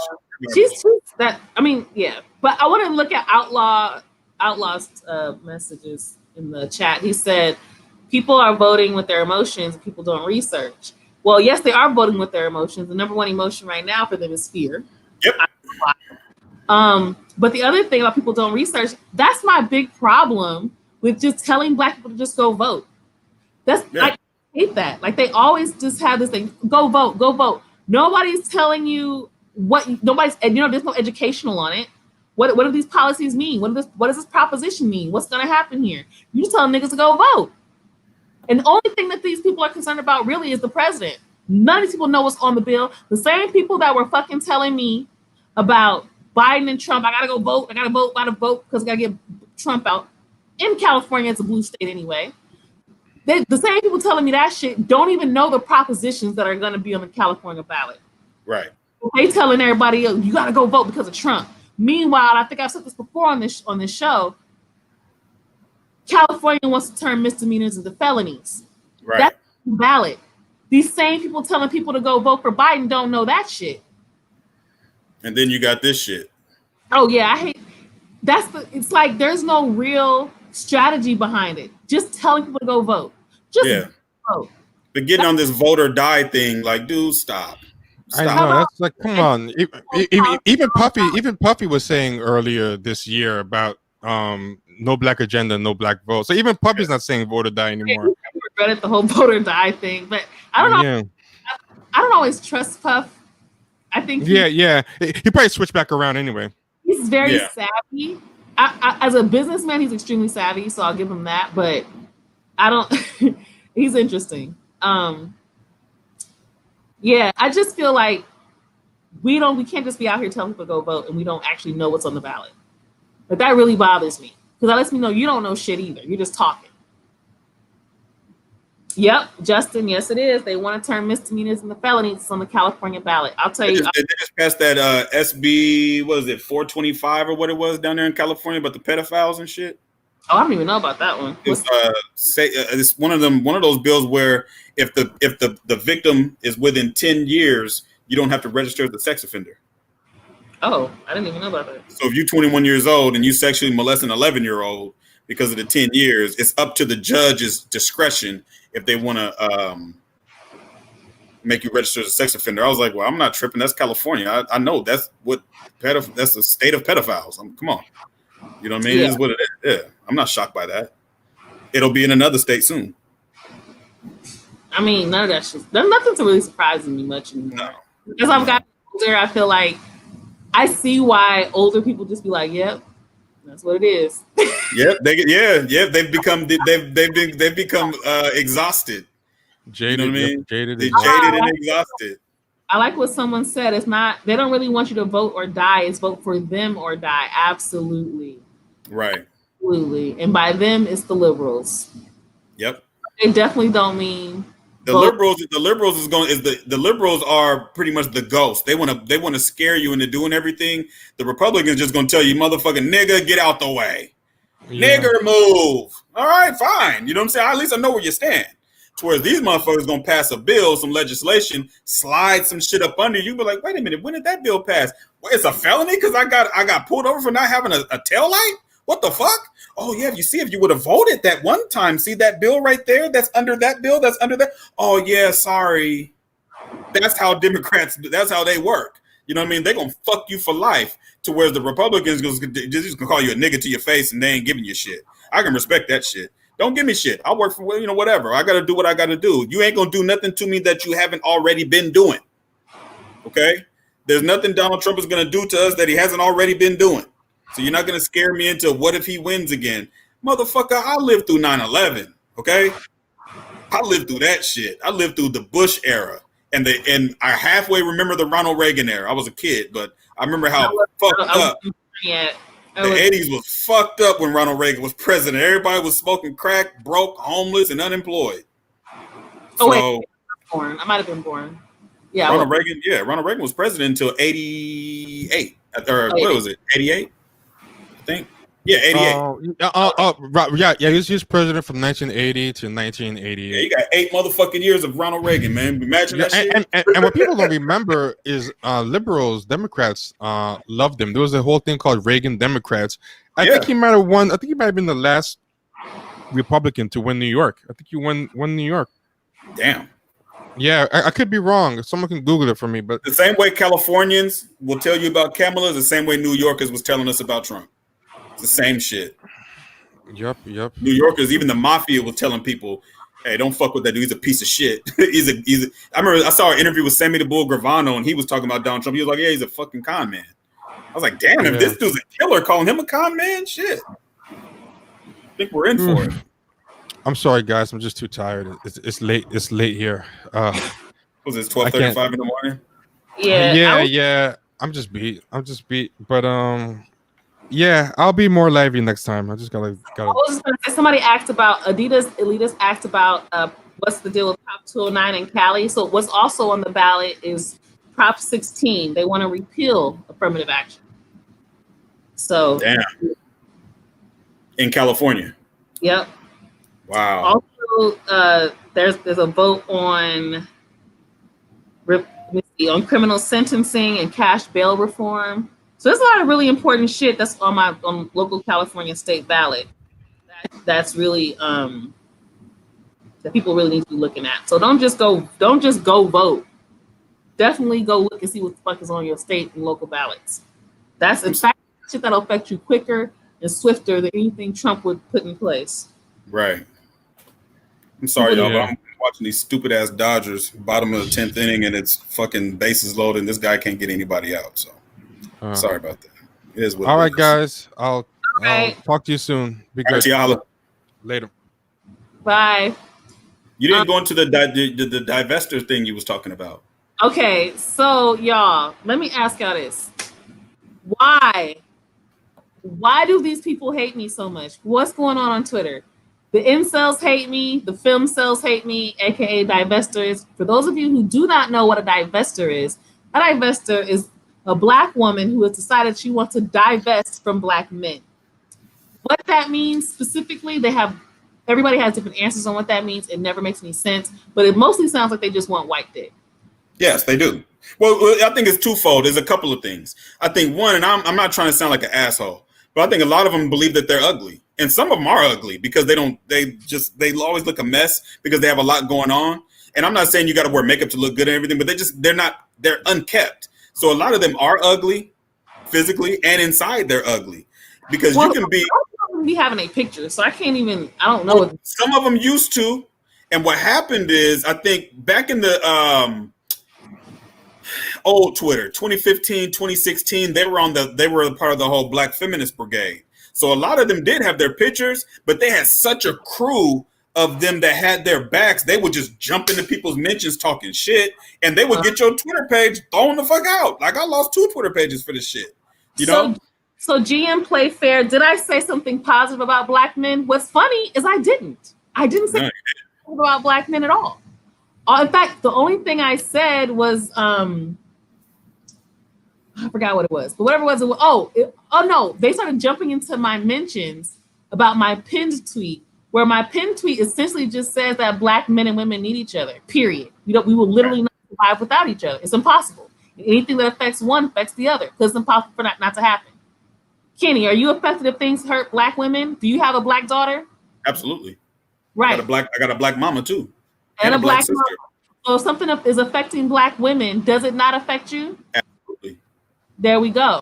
If something happens to Black men, I have two younger brothers. One of my brothers has just turned 15. Yeah. Terrified all the time because he's also a little out there. He don't be, he's a kid. He just like ride my skateboard and run, all this shit, he don't know.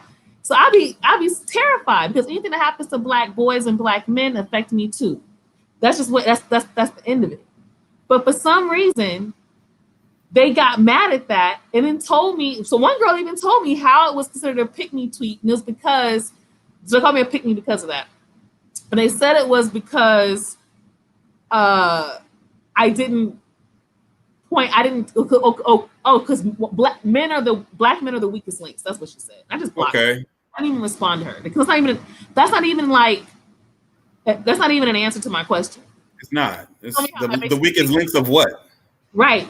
It didn't make any sense. Whatever. I just blocked her and let it go. But I just don't understand why these divestors keep jumping in my shit. Because they want Black men. This is the thing, and they have a lot of similarities with the incels. They want Black men. People. Yeah, they want Black men. They just can't get one. The same reason why the incels can't get black women because you're fucking a weirdo. Okay. Right. And the thing about it is there's nothing wrong with being awkward and things like that or whatever. But the shit that you're weird about is dangerous. The shit that you be talking about is dangerous. Not only that, same thing with that. Telling black men that they deserve to be full of bullets or some other shit I saw today. Yeah, they ain't killing you niggas fast enough, and I'm talking about the police. I hate all that. So you got mental, and I seen this today, and me and you, I showed it to you. The lady that was, I don't know what was wrong with this lady, but she was kind of out there. But the same things that she had going on with the multiple personalities and stuff, these people have the same shit going on. They've just been able to hide behind social media so well because they get on social media. They're not, and let's go back. Let's peel the onion layers back. Going back to when they were in school, they weren't popular. This is the same thing they got in common with the incels. They weren't popular in high school. They weren't athletes. They weren't charismatic. They weren't the smart kids. They didn't fit in anywhere. They just didn't fit in anywhere. So then they'll start telling themselves stories. The incels will tell themselves stories. It's because I'm ugly. It's because I'm fat. It's because I'm too dark. It's because I'm skinny. It's because I'm short. Right. They tell themselves all these stories. The women do the same exact thing. But I was going to say, so you'll have women who'll say it's because I'm too dark or too skinny. Yes. And they project that onto the man. So that's what these tweets will say. So they'll say, oh, they find dark-skinned women attractive only if they look like this. And yes. Some hourglass-shaped model. Yes. But meanwhile, I'm looking at men like skinny, dark women, big dark women. This is one on my timeline. He posts the same big, heavy-set female rapper. And he's like in love with this woman. Yeah. All the time. So whenever I see that, it's clear that they're projecting, you know? And the reason why I said that they're just like the incels, because their issues stem from the same thing. They are hurt. Yes. They're in pain. And so even though I might talk shit to them, in my heart, I know it's because they are in pain. Somebody hurt them. Same thing with those incels. These are hurt men. Same thing from the LGBTQ community. The same thing from them. You hear the same thing. Oh, you guys like black women as long as they're not trans. Wait a minute. Why shouldn't I be able to decide if I want to be with a woman that used to be a man or be with a woman who was born a woman? Why do you want to take that agency from me? I don't like people trying to police who people decide that they're attracted to. I just hate that as far as sexuality. I guess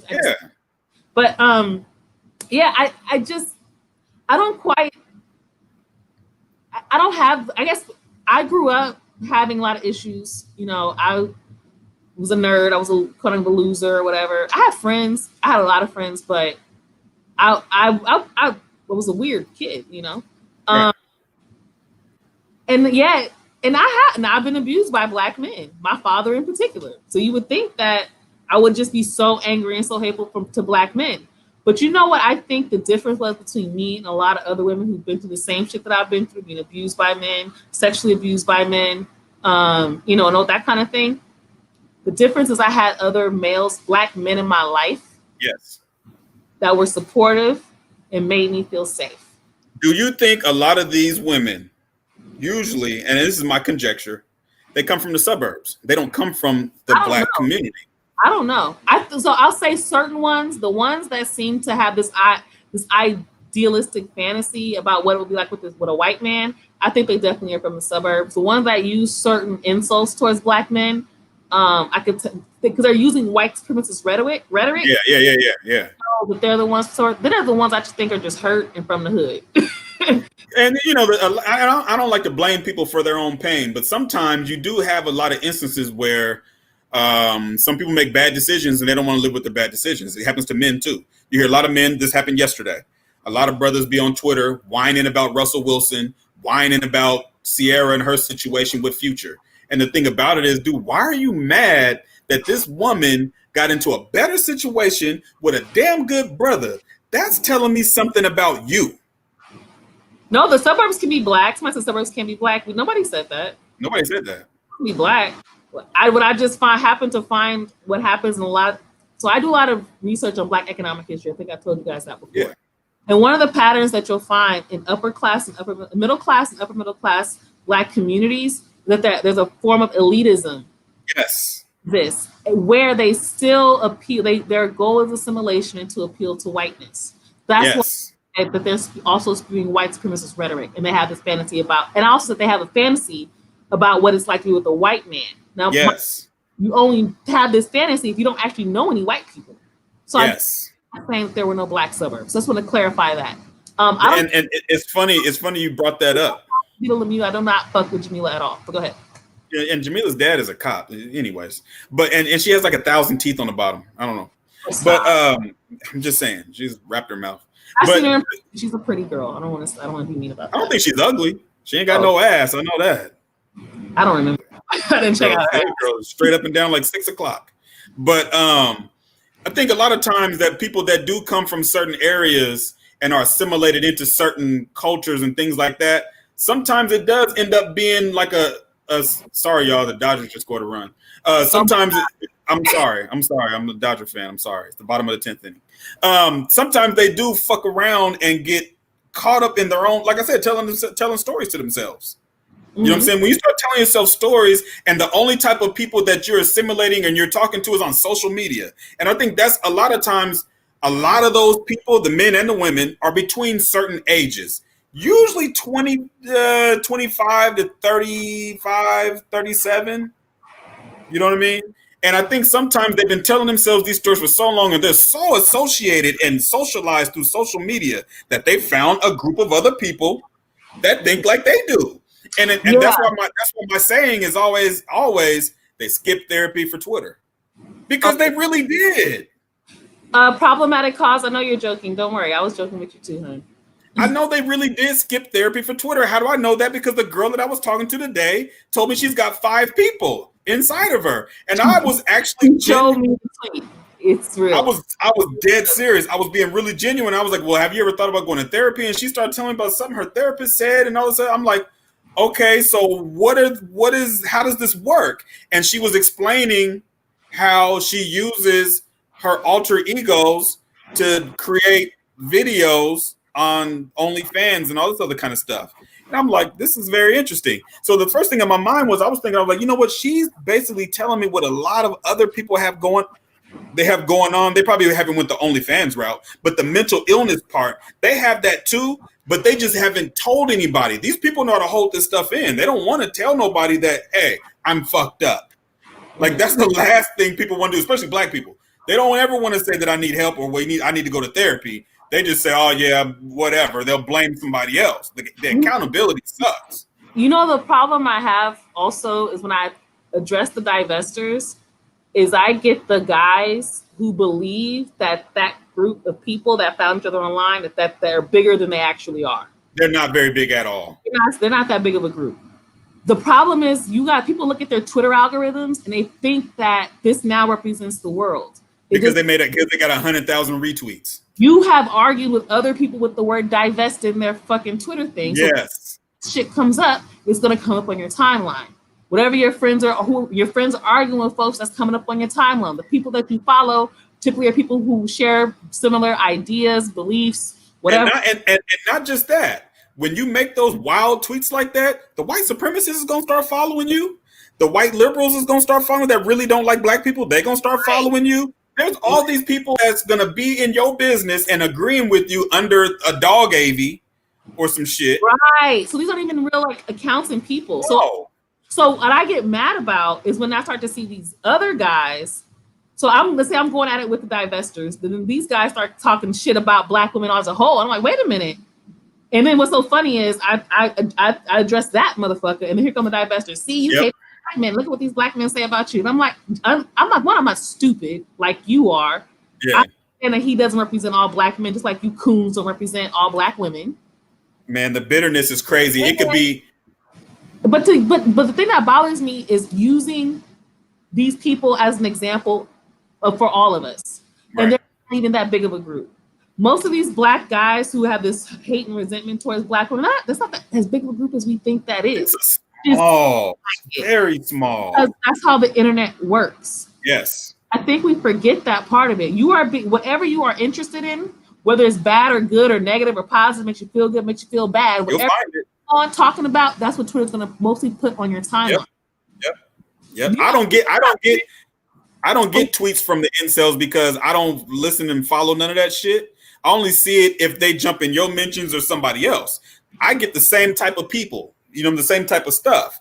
I'm not interested in that shit. Well, I was gonna say but the thing is, because let's say me or whoever else has to deal with them, they're gonna show up on your timeline. So you'll divester is. I have friends that are on Twitter all day, have never heard of a divester. Yeah, me too. Yep. They Twitter's talking about only basketball or only talking about music or whatever it is that they're into, politics or whatever. They was like, what's a divester? They didn't even know what it was. They have no idea. So we forget. So to use that as a blanket or some type of example, like see this is an example of a black woman. Look how many retweets this got versus how many retweets that got. We forget some of those retweets are mechanical. Like those are real accounts. Yeah, and it's usually and you got people that buy retweets. Right. People that tweet from TweetDeck usually have a whole lot of those retweets. People that and I don't really understand TweetDeck. Somebody probably else can explain TweetDeck. I know T knows a lot about TweetDeck, but TweetDeck is something that people use to get a lot of attention. That's why you see a lot of people that they'll have 100,000 retweets, and you look at their page, you're like, man, you only got 500 followers. How the fuck did that happen? And all you said was, man, I can't stand chocolate cake. Wait a minute, what? Okay, so that's that TweetDeck shit. And a lot of times with these people that have this mental problem, man, I feel bad for them because there's going to come a point in time when all of this shit is going to be gone. We're going to be on something else. Twitter's not going to be here when we're 56. And the thing about it, these are young people. You ain't going to be 25 forever. You're going to have, I know, look, you're going to have to figure your shit out or you're going to kill yourself. And I don't mean that, like you're going to blow your brains out. I'm saying you're going to drive yourself crazy because you're not going to be able to handle the fact that you're going to lose a platform where you can't say whatever you want to say and you're going to have to live real life. Yep. They cannot live real life. The incels don't like living real life, and neither do the femcells. They cannot live real life. Look at how painful it is for them. They see the world way where everything's about your skin color, your tone, skin tone. Is you lighter? Is dark? It's always like it's really based on really superficial, very very surface stuff. They just want to be liked. The issue is them. They just want to be liked. They want to be loved by somebody. And the thing about it is they want to be accepted even in their dustiness. And this is what the Future, what I was always talking about, the dudes that was always cheerleading Future and whining about Russell Wilson. It's like, dude, you a dusty motherfucker. If you would just get your shit together, get a job, handle business, and quit mooching off women and begging, dry begging half the time, and talking about PS5 and all that kind of bullshit, things might turn around for you. But if you're just going to act like Jody from Baby Boy and then have the nerve to get mad because a woman want better for herself and her kids and not deal with you, you got to be fucking kidding me. You know what I'm saying? So remember, so yesterday, just to give you guys an example of how these people just jump in my shit without me I don't be provoking nobody. I want to read you guys an example. I wish I could pull shit up. You don't have access to the thing to share? I can send it to you and you can pull it up. So I'm gonna send it to you on Twitter. Can you inbox it to me? Yeah, inbox it to you. Okay, let me go to Twitter real quick. Yeah. So I really want you guys to see this because I can understand if you might just say, well, what the fuck are you? You have to be saying something that's attracting them. Sometimes I do, maybe. I think the divestors search the word divest and they just jump in whatever mentions has, and it's like they attack it with like 100 people and shit, right? So that's one thing I think. But I just be putting shit that has nothing to do with anything gender specific, or at least it's not like nothing controversial at all. Did you get it, Kenny? Yeah, I got it. Hold on 1 second. So when I read it, it's gonna be like, how did this turn into some dumb shit? And then I'm gonna You see it? Yeah. This is the tweet. So this is my tweet.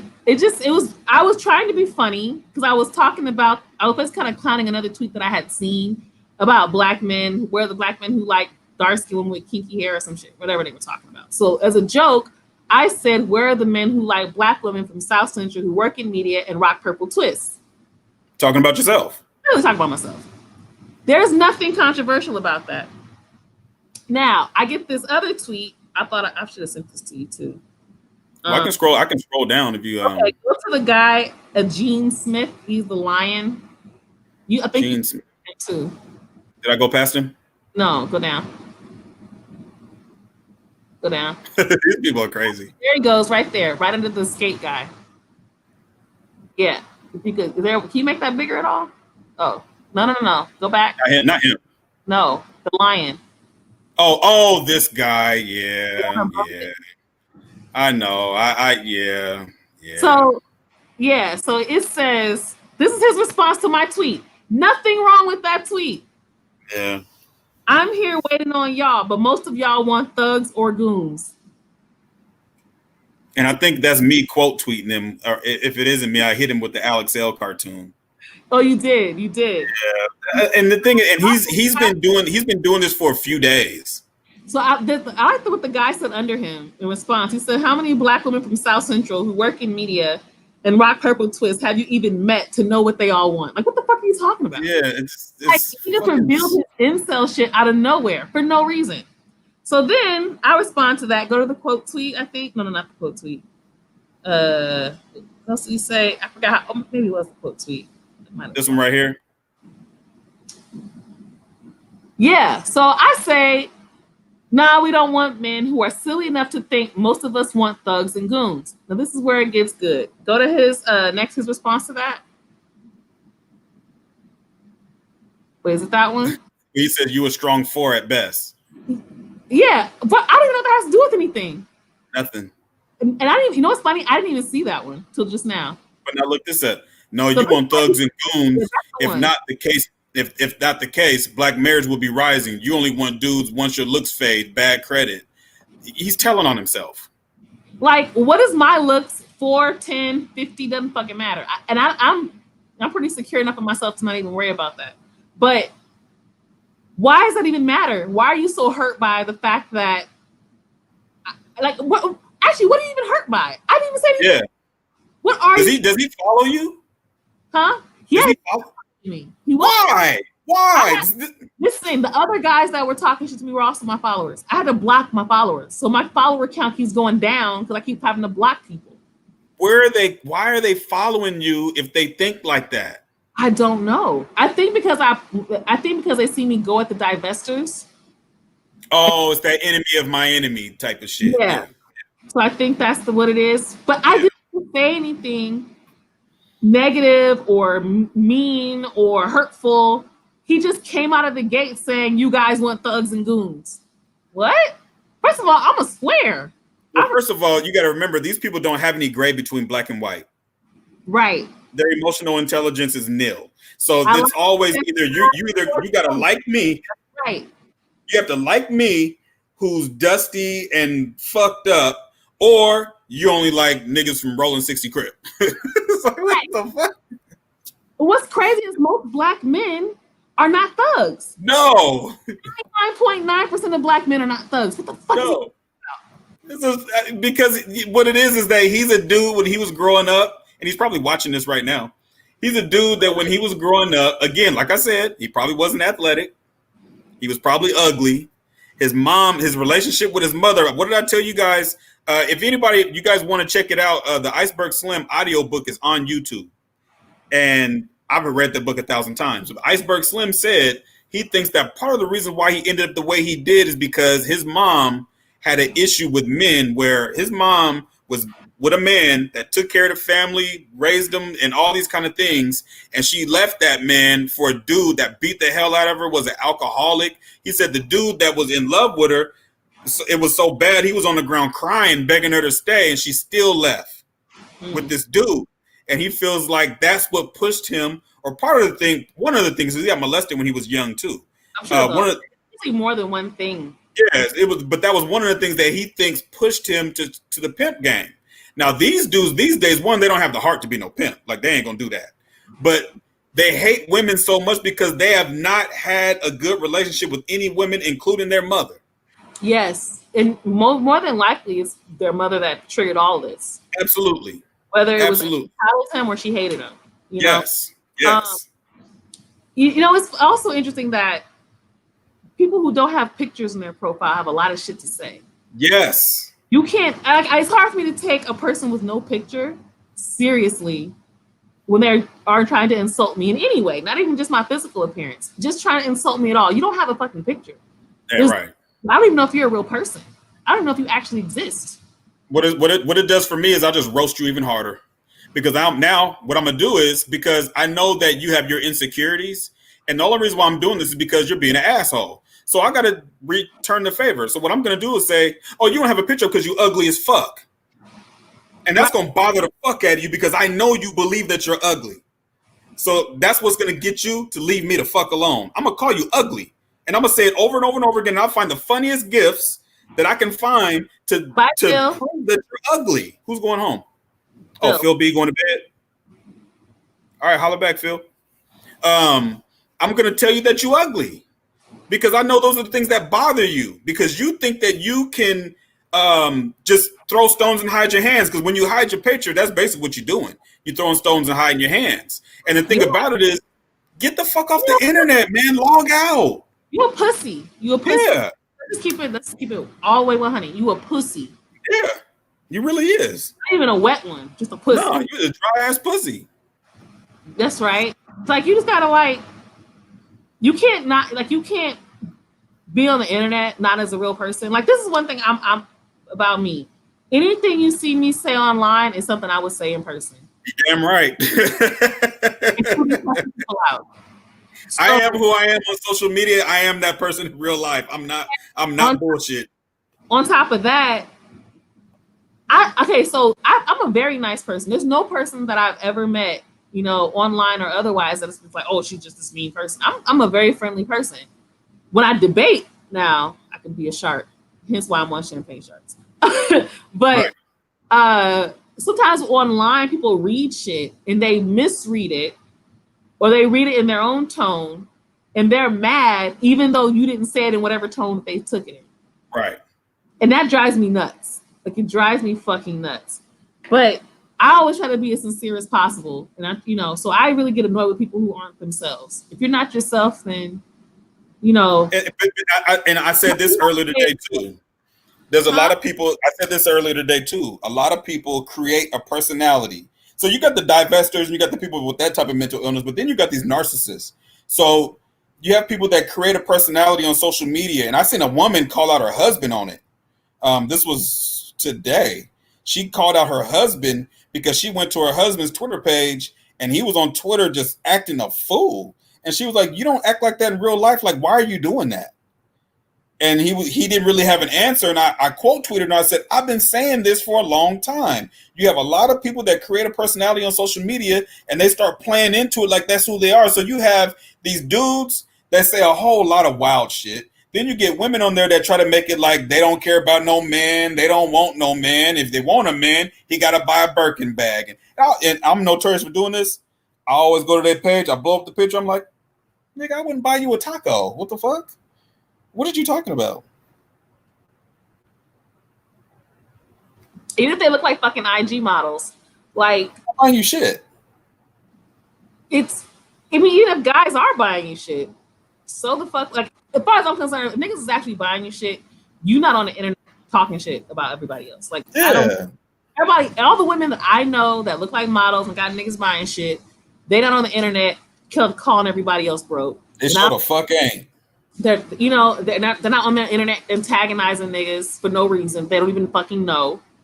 These people live in the middle of nowhere, New Mexico or somewhere, wherever, and they don't have access to attention. And the only place they can get attention is on social media. So they'll get on social media, and I'm not going to call their names out, but it's a lot of women that I see on Twitter. It's the same ones every time. All they do is just say the wildest shit that they could find, whether it's about sex, whether it's about money. And then eventually, and maybe it's because I'm nosy, every now and then you'll see them tell the truth. You'd be like, okay, that's who you are. There was this one girl, and I can't remember her name, but if I said it, most people, if you're on Black Twitter, you've definitely seen her. But she blocked me because we got into it. I forgot what we got into it about. She was saying some coon shit. Oh, that's what it was. She was saying some coon shit. And when I addressed it, she got all in her feelings. Yeah. But she's one of these girls that just purposely says the most wild shit and everybody has some sort of outrage about it, and then or some debate about it. And I'm like, y'all don't see what she's doing. Like she's just saying the shit that she knows nobody believes or practices. She has a hot take. She wants the retweets. She wants the likes. She wants the quote tweets. That's attention to her. Yeah, and you know, anybody that has access to the opposite sex on a regular basis, they don't do that kind of shit. They don't do that because I mean, you don't have time. You got other things going on, or people that got kids. You don't have time. You know what I mean? Like you got other things you could be doing. So many people do be having kids. That's the sad part. Well, some of them ain't shit parents. I mean, you know what I'm saying? So and my daughter's on Twitter, but I follow her. She don't follow me, of course. But but I don't say things like talking about sexual activity. I don't talk about sex on Twitter. I don't either. I don't get nothing out of that. You know what I mean? I don't need to start talking about dicks and all that. That's kind of whack to me. So it's kind of. I don't believe people who say shit like that are really having sex like that. No, they don't. That's the thing. So when they start talking about, you know, when the WAP song came out and they start talking all that wild shit, I'll say to myself, let a couple days go by and let's see what them tweets look like. They went right back to having the same old boring ratchet tweets about $200 dates and all that same old dumb shit that proved to me that you ain't got no man. One, my homegirl Felicia Rashad Jr. on Twitter, she calls them out on a regular. They ain't got no man. They don't have what it takes to keep a man. And the reason why they can't get a man, she said something I thought was very interesting. She said, why is it that y'all women on Twitter, and she's talking about black women, she said, why is that y'all on Twitter think it's some type of joke or it's funny to talk about how you don't want no man calling you, you don't want him texting you, you don't want him FaceTiming you, but the next day you're whining about men and how they need to do this, they need to do that. Well, you don't want no man. And the other thing is, I can always tell when they're faking and they're on some bullshit, is they come up with scenarios and shit that aren't true. It never happened. Act like they're like for example, I shared one today. I think you commented on it. It was some guy saying some shit like women have at least three dudes, yeah. Not like some incel shit, really. But it was all women have at least 3 guys that, you know, would love and care for them and treat them, you know, douse them. I don't know what he's talking about. But, you know, but they end up with some other guy. And I'm like, where did y'all get this from? Why do y'all think that? It's something they made up in their own mind because they don't have access to women on a regular basis. They literally made it up. Auntie OG on Twitter, she's all right. Auntie Block or whatever her name is. She's another one of those that throw those hot takes out there. I don't have nothing against her. It is what it is. I feel like those people who block me, but I don't know. Yeah, they don't have they have no depth. What they do is they wake up and they say wild stuff. And the thing about it is what people don't understand is that once you get about 2,000 to 3,000 followers, most of your tweets are going to have some numbers. Like even if you just say, "I'm going skating today," somebody's gonna retweet it. You know what I mean? It's just the algorithm and the way things work. And sometimes people will retweet you because they want your attention. How do I know? Because I do it all the fucking time. I sent you a tweet in the DM. Oh, hold on. The one that I was just talking about. Like the one girl named Ash Cash. I call her the devil. She has a whole lot of Twitter followers, but she always retweets me when I say that. And I say it because I just be poking her in the ribs. I don't want nothing from you. You can't do shit for me. You know? Which one? Oh, down here. Oh, so, yeah, this guy. What did I call him? He's a beardo. Yeah, you call him a beardo. The beardos. I'm right about this, and I'm tired of being right. Hold on, where's it at? There it goes. This is what he said. Every woman know 3 safe niggas she could be with and have the world right now, but she knows she gonna be bored and unsatisfied. Where do you guys get this shit from? It doesn't even make sense. Like people just make up this shit and they actually believe it, and they just I don't know if this guy believes it or not. He might have just made it up just high and said some shit. But the fact that there are people who agree with it, there is no why does this have so many retweets? Huh? Why does this have so many retweets? I don't even know.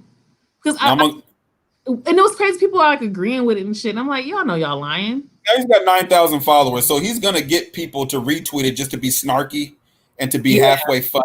That's what that really is. That's really what it boils down to. So let's scroll down. He says, after he says that, he says, where are we getting that shit from? yeah, he says he's just joking, blah, blah, whatever. And people are taking him serious. Like, this is not a good look. Like, you should not be taking him serious. Some of these chicks are like, okay, maybe some women do have the safe guys. I don't know. I never had a bunch of safe guys just waiting to give me the world. Like that. No, Vita. No, none of them do. Right. None of them do. They don't. Like everybody, like I don't like. It's like there's this belief that all women are just dissing these nice, safe, cool guys, and because we want adventure or some shit. Like this chick right here, Toxic Whispers Aiko. Should we choose one, profess our love, then cheat on them every 3 to 5 business days like y'all do? Like now it just turns into something entirely different. And it's just, and these are the people that I always say this is a part of the group of people between the ages of 25 and 35 that don't have shit going on.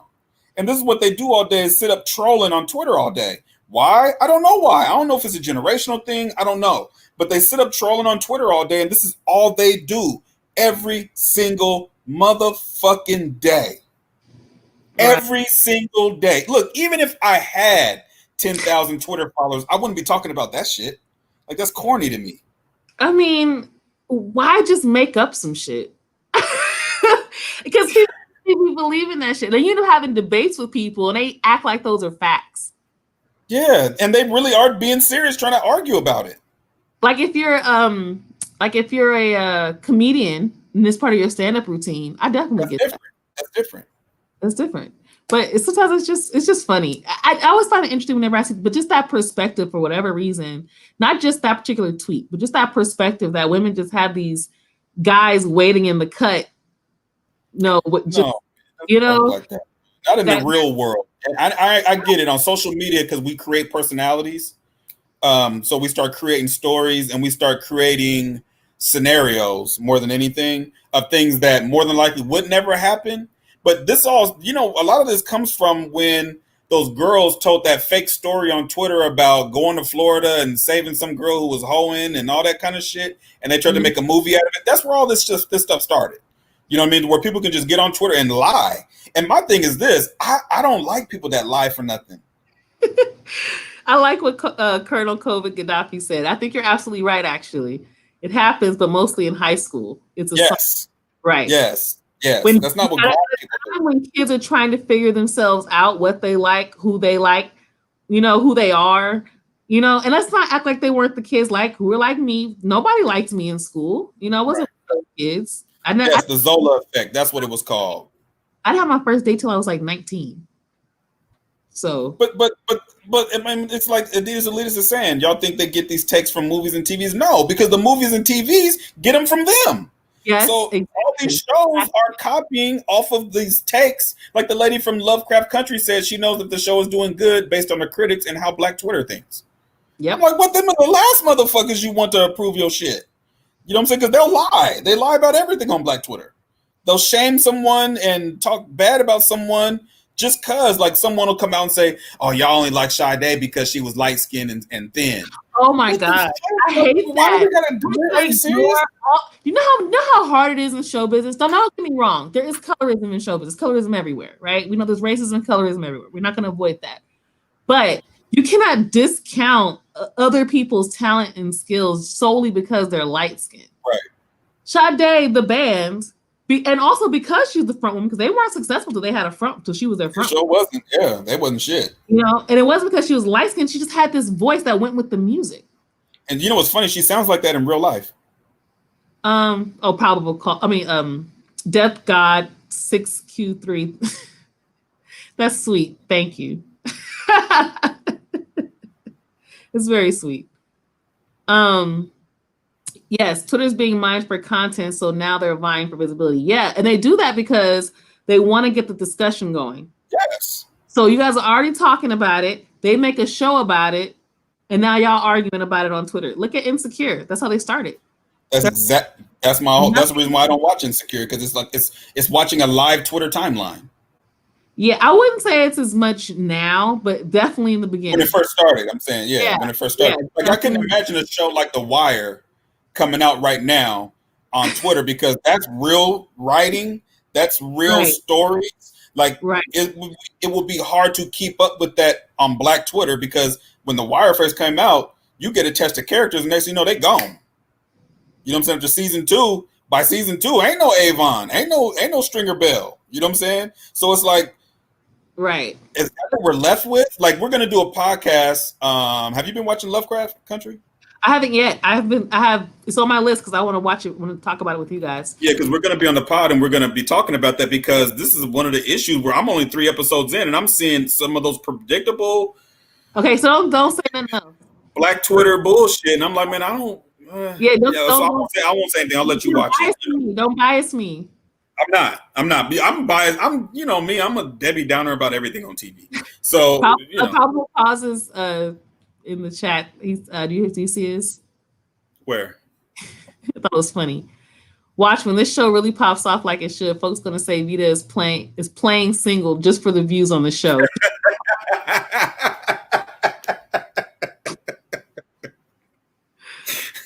It works for celebrities. They have to pretend like they're single. They have a whole ass husband or wife at home. Yeah, I mean, hey man, for the ratings, I'll say a whole lot of shit. Well, this is some shit I ain't gonna say. For ratings, I ain't selling my ass. That's not happening. But but I can imagine what people are actually going to say. I can 100% imagine it. I think, I think for what people are going to say in the future, like if they, all they're going to say is that I cater to Black men, and I'm a pick me. Yeah, I cater to Black women, just like the one dude that wanted to debate me. That's pretty much what his argument was. He called me a simp. By the way, you guys. So this is so funny. You guys are fans. You guys have been fans of Champagne Sharks for a very long time. And you guys know I'm a new addition. So not everybody thinks it's a good idea to have a woman on this podcast. Yeah. Somebody was very upset. It has a whole video. I never have women on my show. Basically saying that Kenny, Mario, and T are simps because I'm on the show now. Yeah. He would never, put women on his show. Yeah. So interesting to me that but you know what?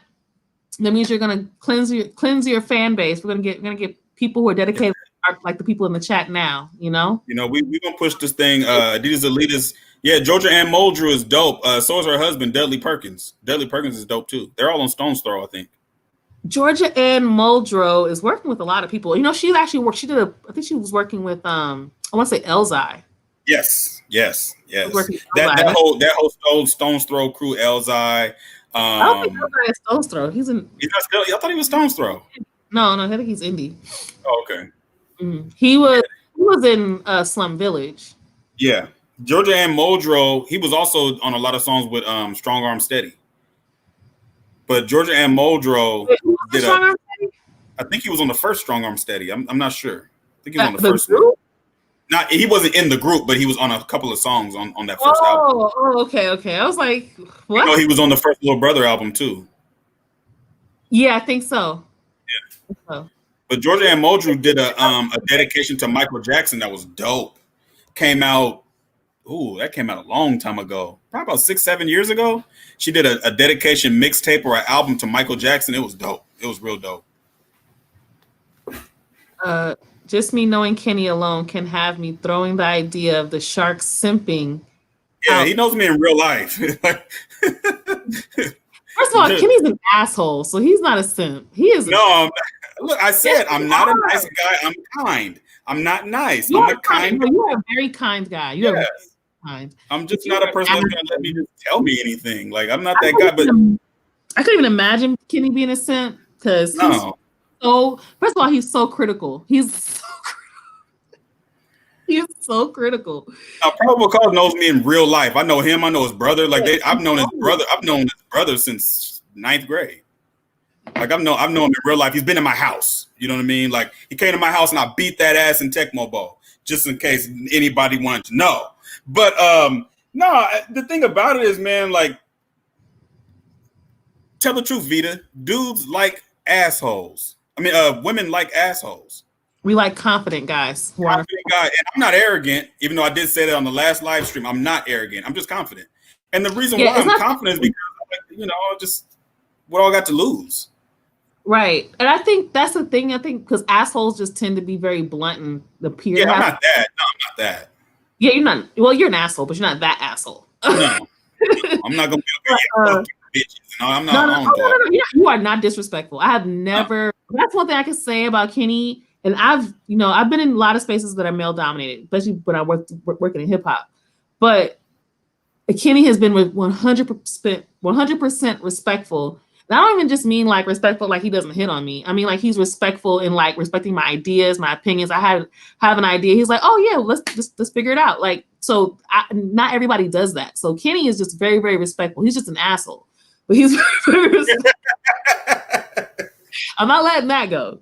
But I think sometimes though women who like assholes really just like confidence. Yeah. I think especially they don't like jerks. They like confident dudes. Right. We like confident guys. And guys who aren't afraid to be themselves and guys who aren't afraid to speak their mind. Yeah. I'll tell you right now, what's a big turnoff I had a guy that I was dating and he thought I was less interested in him over one thing and it wasn't that. He thought I was using him for his money, which I wasn't at all, not even a little bit. But what bothered me is he would let his friends use him for his money. Yeah. He would not speak up for himself. He would not stand up for himself. And that really it disgusted me. And when I saw his friends take advantage of him on his birthday, mind you, my brother had also come with his friend and they were spending money buying him drinks for his birthday. His friends didn't buy anything. Wow. Shit on his birthday. I can't even imagine going out with my friends and paying for shit. Fuck that. My birthday. So yeah, so because of the lack of confidence in the fact that he was and I understood why he had a self-confidence issue. And it was very legitimate, but it was such a turnoff that I couldn't deal with it. So I like a guy who could stand up for himself, hold his boundaries, speak his mind. Yeah. You know? That's what we like. Don't be no fucking pussy ass pushover. And then the pushovers is that when they get a chick who likes to run over niggas, then they're upset. Over. You didn't stand up for yourself. Yeah. You attract a woman who wants to run you over, or you just don't attract women at all. Yeah. Adidas Elite searching for Stoney Jackson. Yes, the first one. The first strong arm steady. Probably because what happened in WrestleFest, my hand was hurting. See, what happened was, people don't know I'm left-handed. The only thing I can do with my right hand, I do everything with my right hand. The only thing I do with my left hand is right. But when I play video games, my power hand is my left hand. And I haven't played WrestleFest since I was 12. This motherfucker brings the shit over my house. I don't remember nothing. The last time I played was at an arcade and I had hair. That's how long ago it was.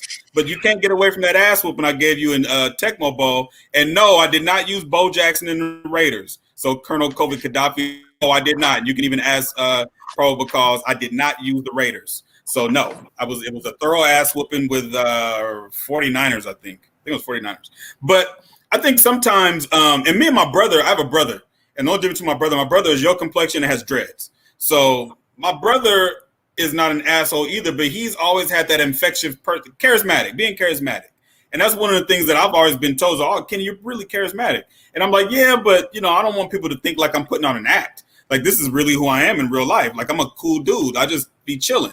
And I think a lot of times people expect for me to be a certain kind of way because of where I've been, what I've done, and things like that. And it's like, nothing ever changed me. It's just that now at my age now, and plus approaching mental wellness, I went to therapy for 3 years. I've been through a lot of stuff in my life. I like to have fun.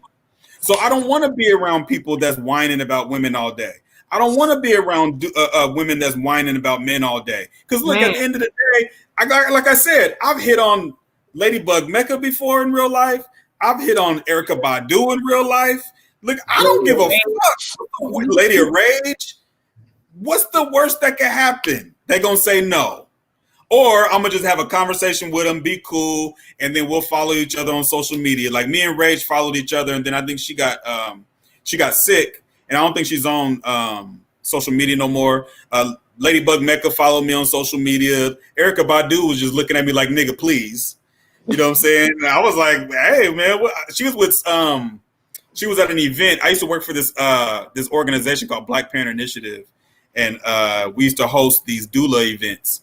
And they flew her in, and she couldn't stay very long because she had to fly from Portland to Texas for her son's something was going on. And I met her and I was like, yo, you know what I'm saying? If you're going to be hanging around, we should go to lunch. I know this place up the street. And she was like, I got to go, brother. I got to go. I'm like, all right, well, you got to go. You know, I ain't mad. You know what I'm saying? But I mean, what if she would have said, yeah? Right. You don't know unless you ask.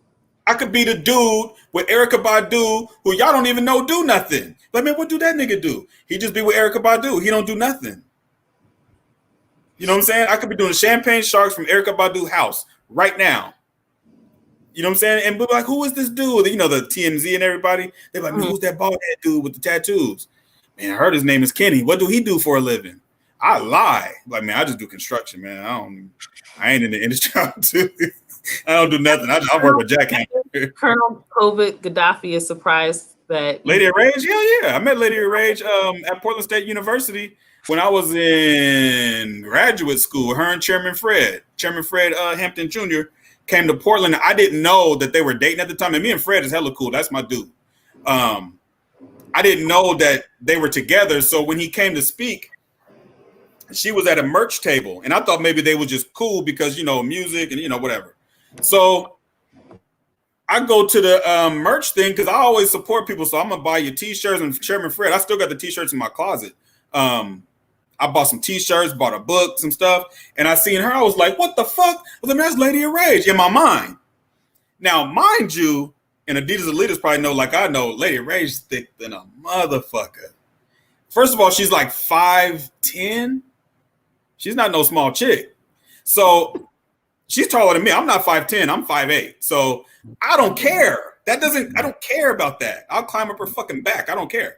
So we go to the table and I'm talking to her. So first I start talking about music and I'm like, well, I'm about to shoot my shot because I'm going to start getting, and then I could tell like she wasn't trying to hear it. And then I found out they was together and all that kind of stuff. And I just let it rock.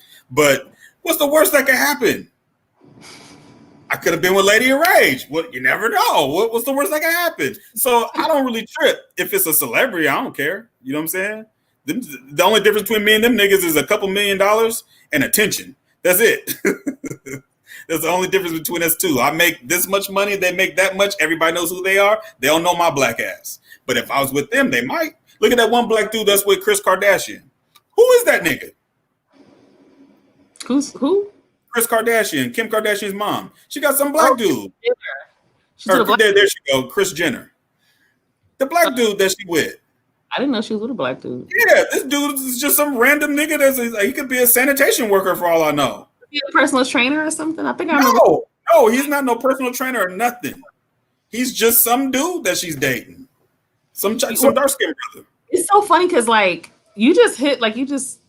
don't even have that much confidence. And it's like I hear guys say they like women with confidence that'll just, walk, some guys say they like a woman who can. Hold on. Never. How did you get Adele from that? Never. No brother. No, my brother. And not just because she white. No, my brother. That's not my style. But go ahead. She's skinny now. Yeah, but she's too pale. They ain't my type of height, as Kid and Play would say, or full force. They ain't my type. I forgot what I was even saying. Just talking about dudes having confidence. Oh yeah. So like me, I could. If I like a guy, I will avoid him like the plague. It's like I don't want him to know that I like him.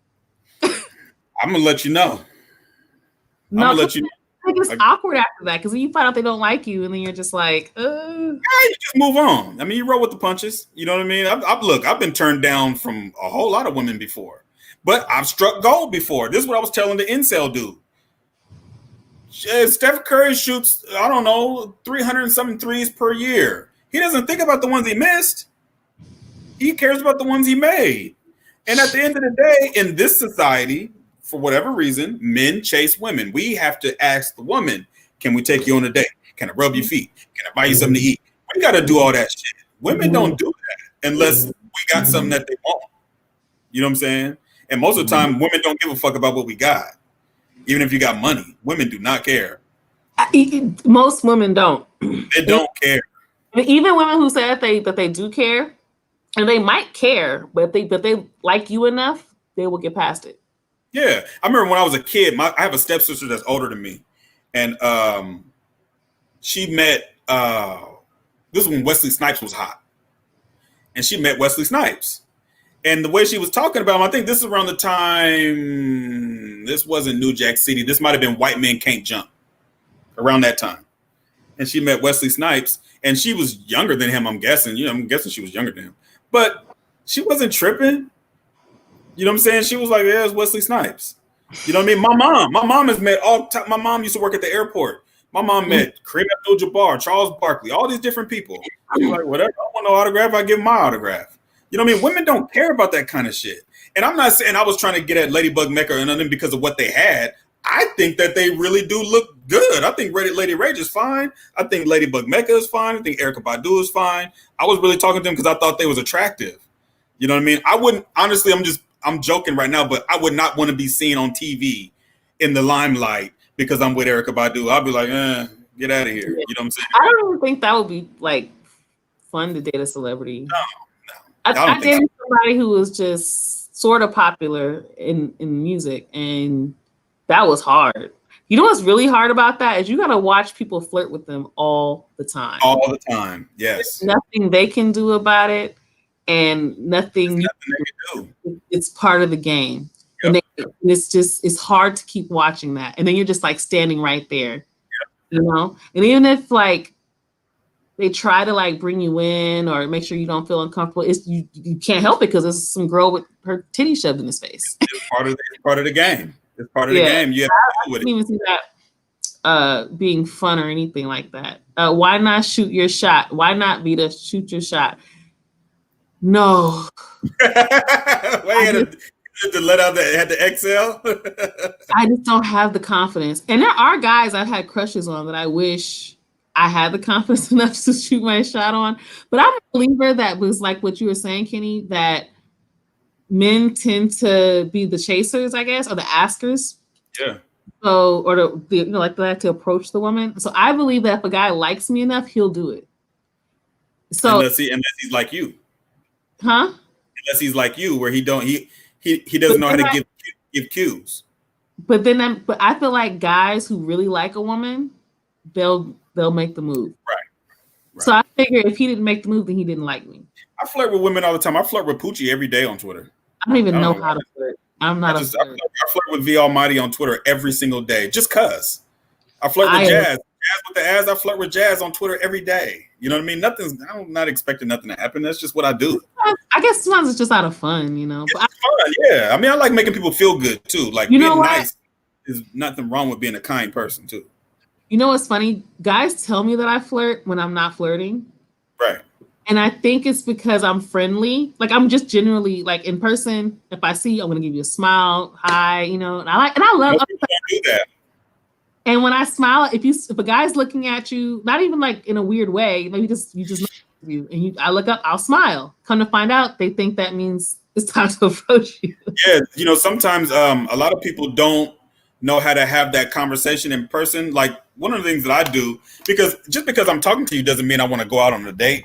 But this is the thing. Like I could be talking to somebody and I'll start cracking jokes. Like I'll see a girl and I don't even know her.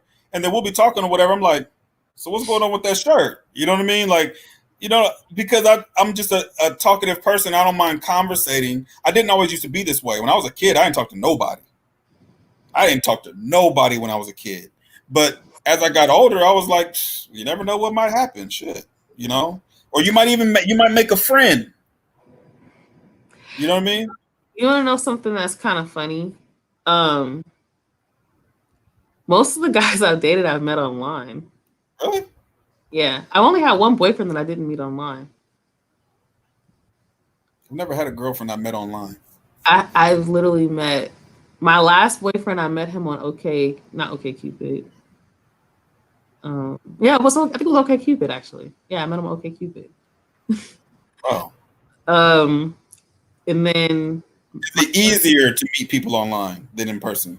I don't think because guys honestly don't really ask me out like in person. Like that doesn't really happen. So I don't really know what else to do to meet someone. I think everybody's in that position right now. Like not because of COVID. Even before COVID. No, I just think it's a dating culture now. Yes. And I think that's what happened. I think I got into my first boyfriend, we were both into hip hop, and we were like in hip hop message boards and shit. Right. How we started talking, and that's how that happened. My last boyfriend, who was OkCupid, but I was on OkCupid because I really didn't know how do you start dating, and then this like now I'm on Tinder and shit like that, and it's like I didn't know what else. I didn't know where else to turn. Like, how do you get dates? Like, what are you supposed to do? So all I knew was, okay, there's a dating app. You swipe left, swipe right. You match, you talk, and see how it works. I really don't know any other way to date. Yeah. I don't know. But that's where a lot of people are. And people like me, who's used to just meet people when I see them, it's hard to get used to that. It's hard to get used to using an app because I'm like,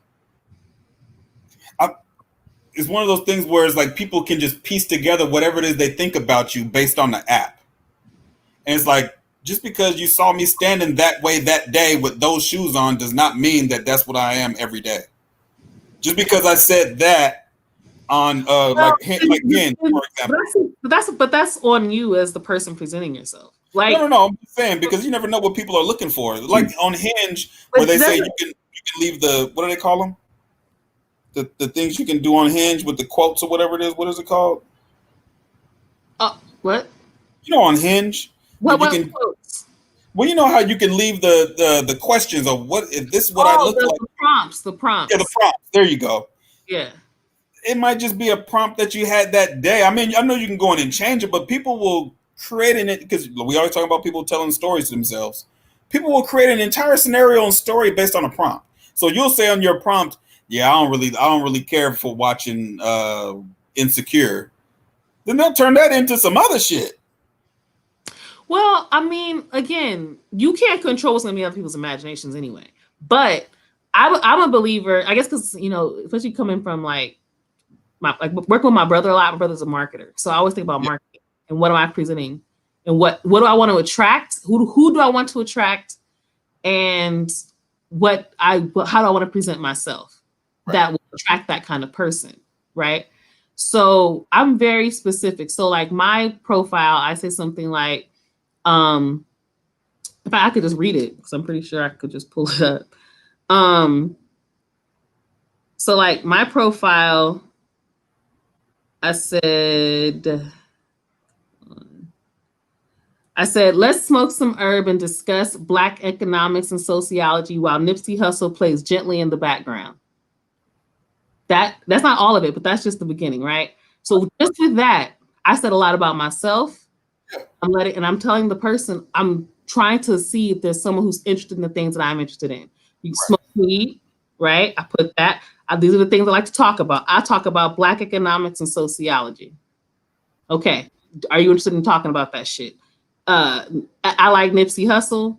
I'm clearly a fan of music or whatever. So these are things that to me represent me. That isn't, I don't only like to talk about Black economics and sociology. Those are just a couple of topics, but I put those things because I wanted the kind of guy that talks about those things. Right. That's my responsibility as a person presenting myself to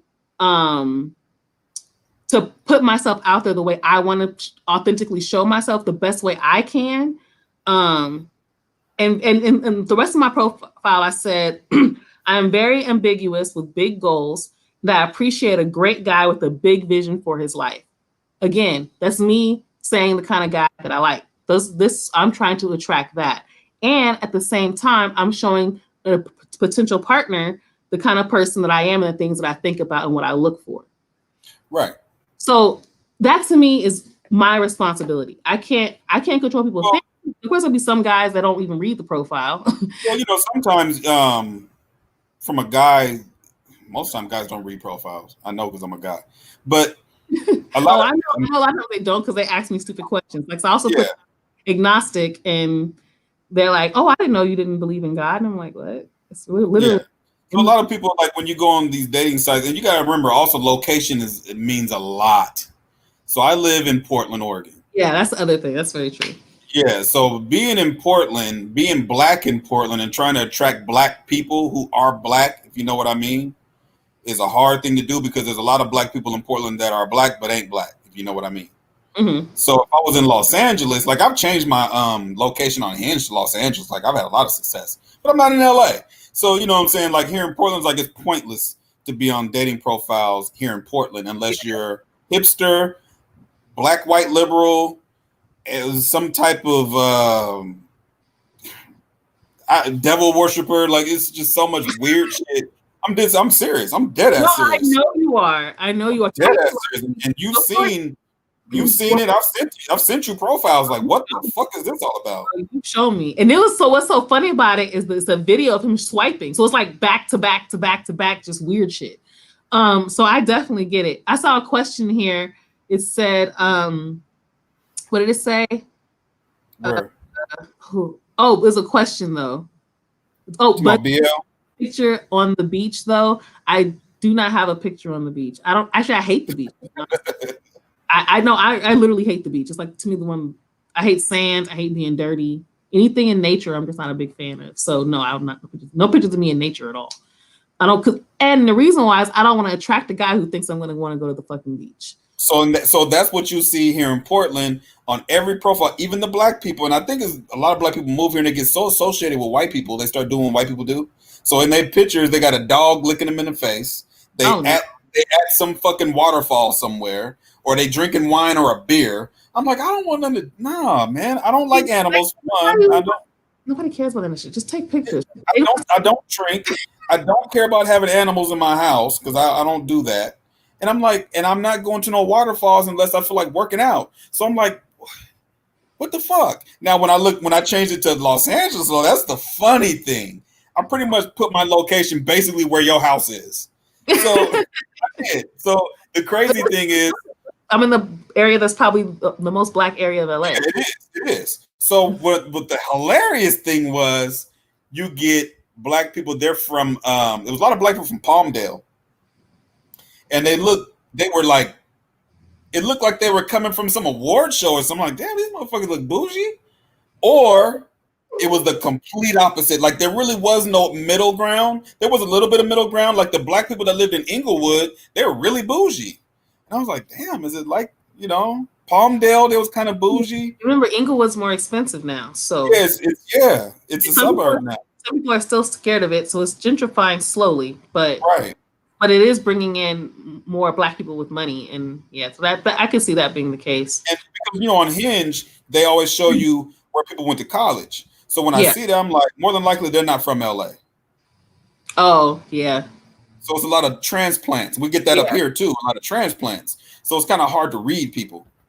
Yeah, I could definitely see that. There was another question I saw. Do women value the bio quotes? I cannot speak for other women in this and I haven't spoken to enough women to even give you a synopsis of what most women I've talked to even say. I will say for myself, I read and value literally every single part of your profile.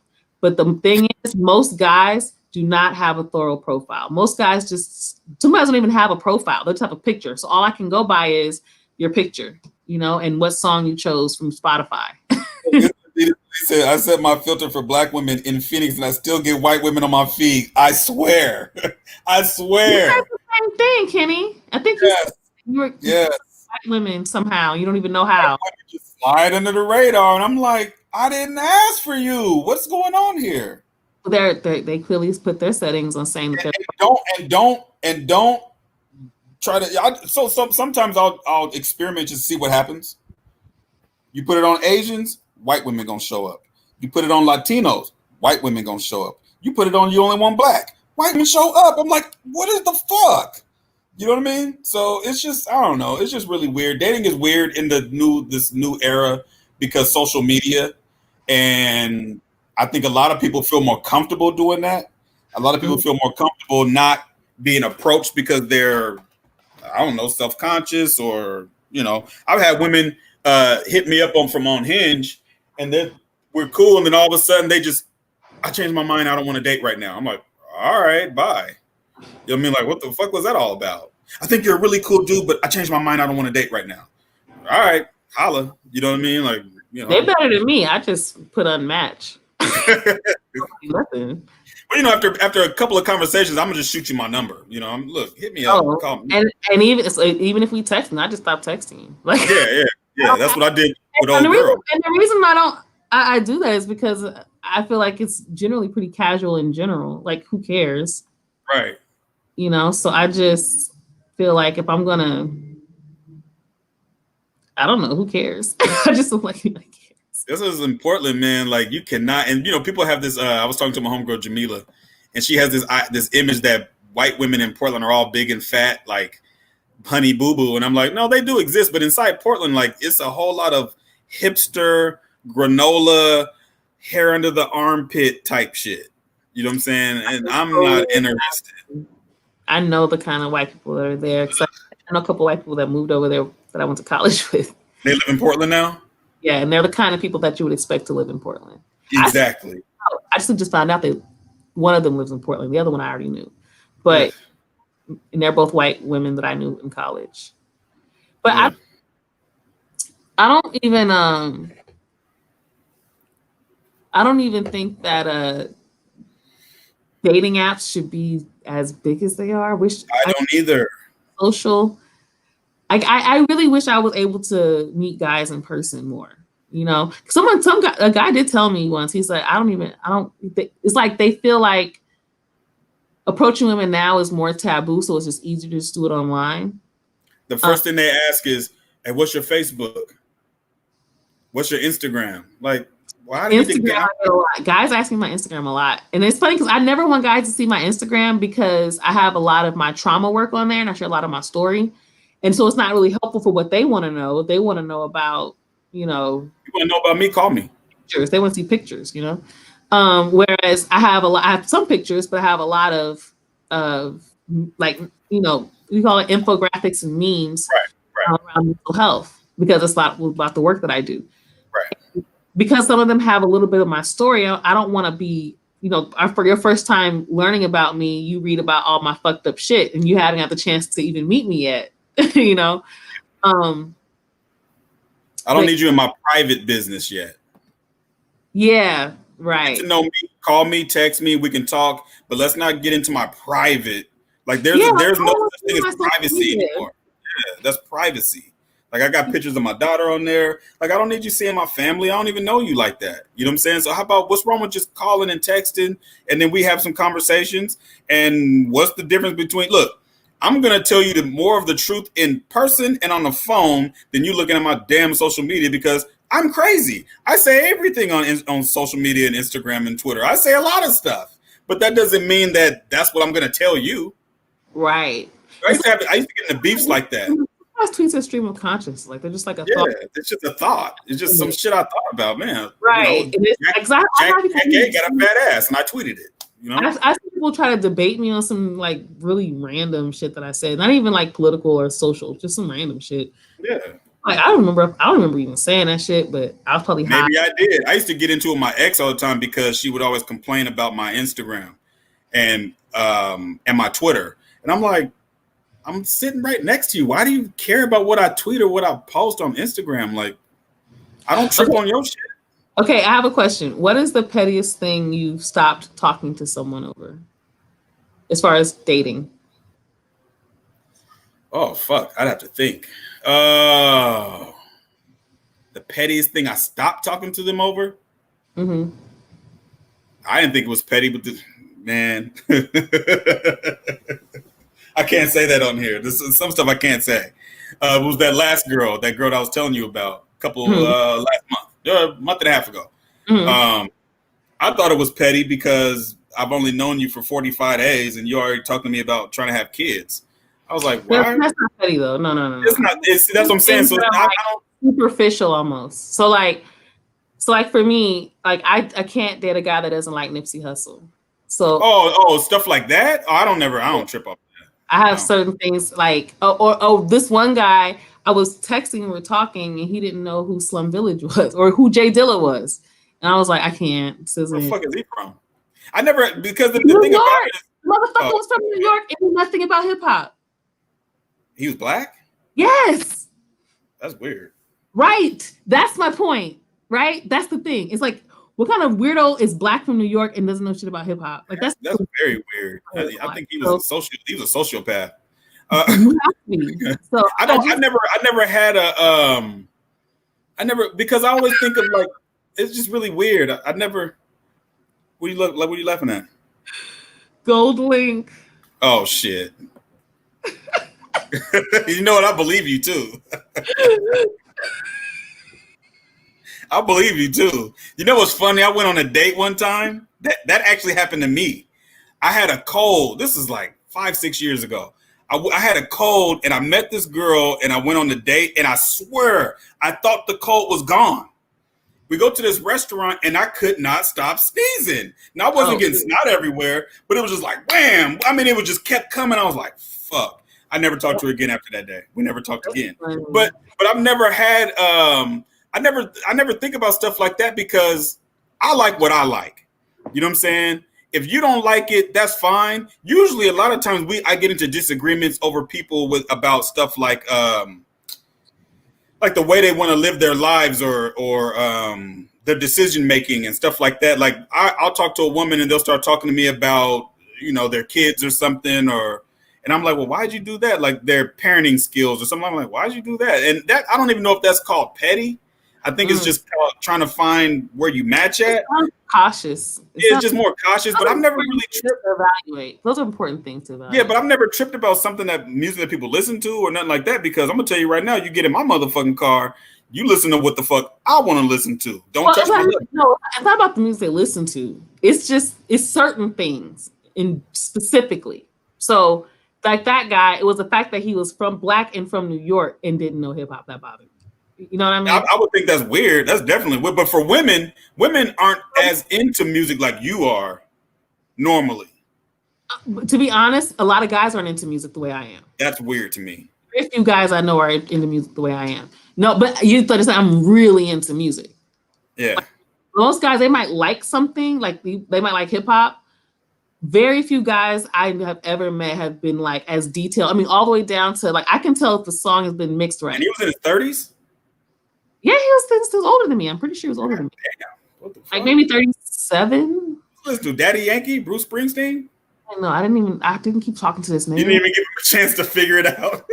I never text him again. And then the other guy, the guy who said he didn't listen to Nipsey Hussle, he said he didn't think he was that great of a rapper. I was like, okay, you got to get off my, because you just said how much I love Nip. Yeah, but when somebody says something like that, there's some other shit that's gonna come up too. And so that's what I was looking for. But he did say he liked the stuff he stood for. Okay. Like, he wasn't into like so, but that's still hard for me because I'm like, I listen to a lot of Nipsey Hussle. How could you not like Nipsey Hussle? Yeah. Huh? How could you not like Nipsey Hussle? I don't know. I really don't know. Somebody asked me a question. I didn't want to. Also, I also want. First of all, Walter. I want you to give us a little bit more details about this argument you broke up with someone over regarding Kool-Aid. So. After an argument about the Kool-Aid, and I need to know the details of what you guys were fighting about because that is hilarious. That's hilarious. Yale asked me a question. Vita, would you date a non-weed smoker? Yes, as long as they're totally okay with whatever I do. That's my only thing. I'm not being a weed smoker isn't a deal breaker for me. I don't care. Yeah, I don't want to date no woman that smokes cigarettes. I'm not doing that. Cigarettes. I can't do cigarettes, but I'm not doing cigarettes. You don't have to I don't need a partner who's into everything I like, but just certain specific things that I know that are really important to me that I want to be able to talk about, freely. I want to be able to just do that. Like one thing I don't like to do is having to educate people on certain things that I want. No, not doing that. Like if I have to educate you before I can just have the conversation, it's very frustrating for me. Yeah. Topics, not everything. Some things I don't expect people to have certain information on. But Walter said it was like all arguments at the end. It really, really wasn't about the Kool-Aid. I've been in those arguments before. Oh, first of all, no arguments ever about the thing you guys are arguing about. Yeah, that's literally in every case. Most of the time has to do with other things that we don't realize. We haven't addressed. We never addressed. It may or may not have to do with the other person at all, even. Yep. So that's the other thing that's really interesting about that. That's just how our brains work. That's literally just neurology. Right. I'm a Black guy who's into My Chemical Romance. I'm alone as far as Black women dating wise. All the Black women My Chemical Romance fans are all married. I mean, I don't even know who that is. So who's saying that? Oh, Colonel. Oh. I don't know. I know who My Chemical Romance is. I just don't listen to it. But I mean, there's music. They sound familiar, but I couldn't. Yeah, I've heard of them. I just wouldn't be listening to them. But there's a lot of music I listen. When it comes to music, I listen to music for me. If you don't like it, that's fine. Don't disrespect it. But if you don't like it, that's fine. Well, but I listen to it for me. Outside of Nip, I don't care what rappers and shit you like. But Right. I do like someone and prefer someone who listens to hip hop. Right. If you're from New York, I just have if you're not from a place that's, maybe you're from someplace, maybe you guys listen to a lot of hip hop. I don't know. But if you're from New York, I just feel like you have something has to be wrong with you. If you don't know hip hop shit. That dude was a psychopath. But other than that, but I have a pretty broad range, so I could date somebody who is into My Chemical Romance, but he can't expect me into it. Right. The same way I wouldn't expect him to be into Steely Dan or the shit that shit that I like. So I'm right. Dan.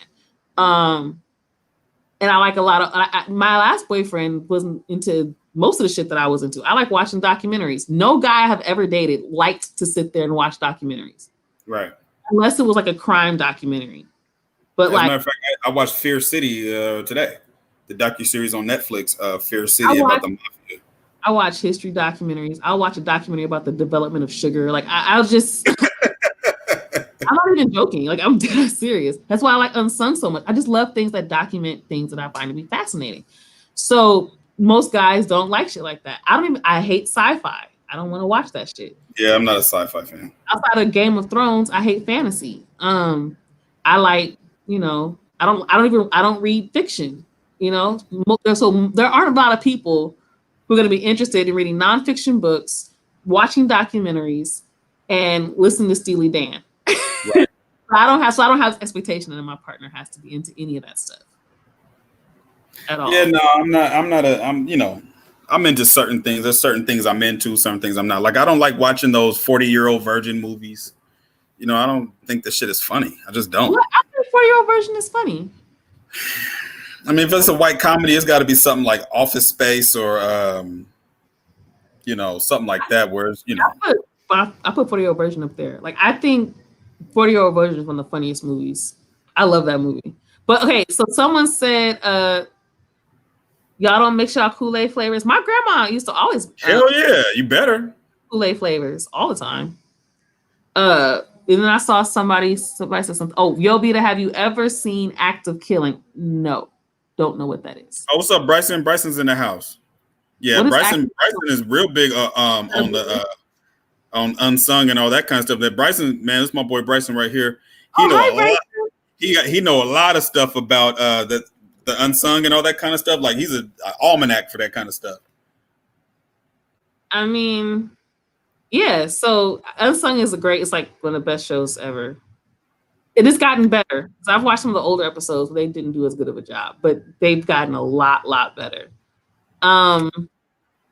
Let's see. Oh, facts. My ex-wife hated DITC and Eugene McDaniels. What? Who said that? Where's that at?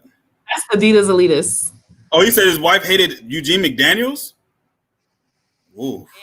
DITC. Honestly, DITC? Sheesh. Who DITC was, because I don't know many people in general. Because I guess because I'm in LA especially, I don't know many people who even know who DITC is. The other thing is, so this other thing about LA.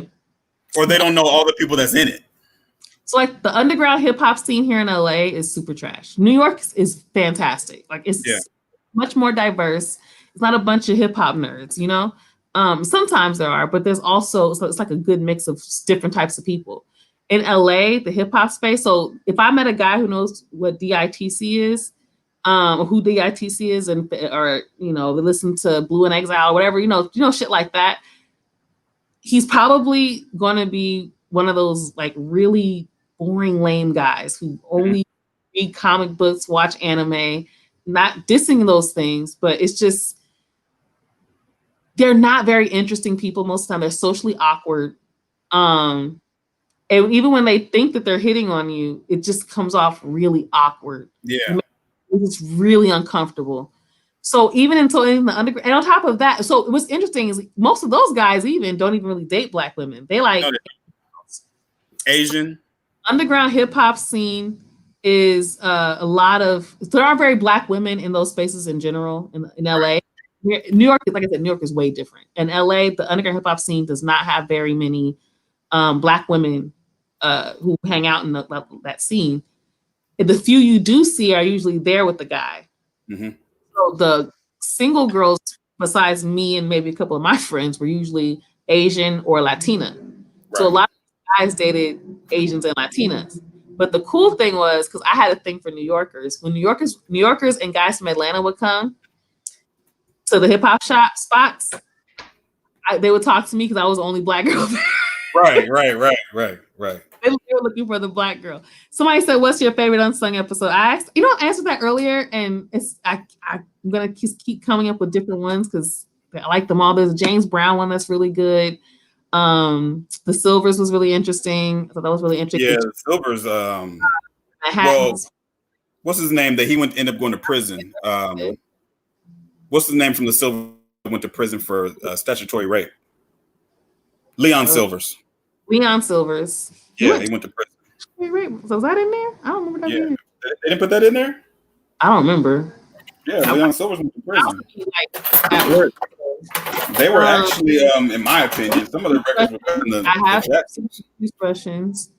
I saw the OJs. That one, I saw that. I saw pretty much all of them, honestly. Mickey Howard, Gerald Levert. Hers is a sad story too, Mickey Howard. That was really, really sad. DeBarge was probably the saddest one. Reddings was sad. I saw, who did I see? Who did I see today? Oh, I saw Silk. That was interesting. Silk, the R&B group? Yeah, that was interesting. That was good. Jagged Edge was good. Yeah, but Trish Russians was really good. What I like also is that, they have a whole one. I have an unsung on disco. That one was amazing because I knew nothing about disco. Disco is probably a genre because nobody ever referred to the songs that were disco as disco girls. Yeah, called it R&B.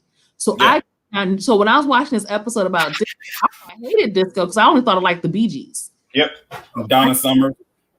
Yeah, but even then I only knew that one song. You know.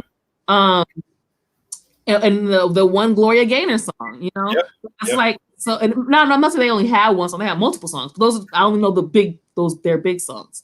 So I just thought that's what, disco was. I didn't know most of the shit that I was listening to was disco. Oh yeah. Certain ones I didn't know, like Chic. I think I figured that out or something. Yeah, that's disco. I mean, you could even consider what the Sugar Hill Gang did was kind of disco. Rapper's Delight. I mean, Rapper's Delight, from like listening to it today, sounds like disco. Was sad. Say that again. Rapper's Delight was disco. It sounds like it. If you listen to Rapper's Delight today, it sounds like disco. Eddie Kendrick was did a lot of disco records. You said what? I think Good Times. I think that was a disco record. It was a disco record, yes.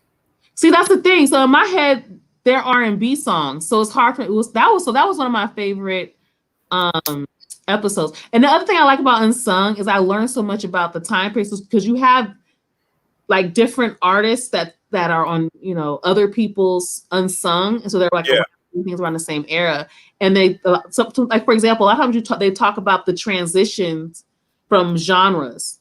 So the funk came in, and then disco came in, and the funk came in, and then hip hop came in. That kind of washed out. They were looking for these kind of acts now. Labels signing, because the radio wasn't going to play that stuff anymore, or whatever. So a lot of people's careers were changed because they didn't know they weren't able to adjust with the time, and some did. That was the other thing. What's that group that had Jodie Foster? Not Jodie Foster. Jodie Watley. Jodie Watley. What was that group? Shalimar. They transitioned a lot, Yeah. So, I mean, Shalimar went from Jodie Howard Hewitt. I think I want to say Midnight Star or Atlantic Star. Midnight Star, both of them. Yeah. So.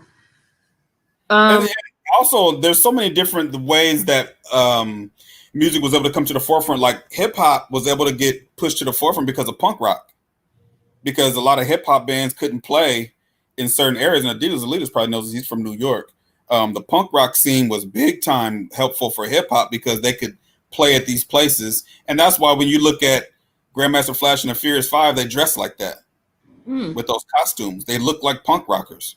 You know what I'm saying? That whole get up. You look at Africa Bambaataa and the Soul Sonic Force. You got one dude wearing an Indian headdress. You got another brother that was, they was dressing like the damn Village People, damn near. You know what I'm saying? Because in order for you to get play, you had to look a certain kind of way. It wasn't until Run DMC that they was dressing like people on the street. That was the other thing that was interesting is how they were talking about how different rappers brought different fashion styles. Yeah. I think Big Daddy Kane was he wearing like a blazer or something, and then Big Daddy Kane brought out the Dapper Dan stuff. Yeah, Big Daddy Kane and Rakim. But not even just that. They're talking about just bringing the whole new style just to hip hop in general. Oh then yeah. The other group, they used to wear shorts, and they were like the first group to like start wearing shorts, and they have very sexual songs. And what was the name of that group?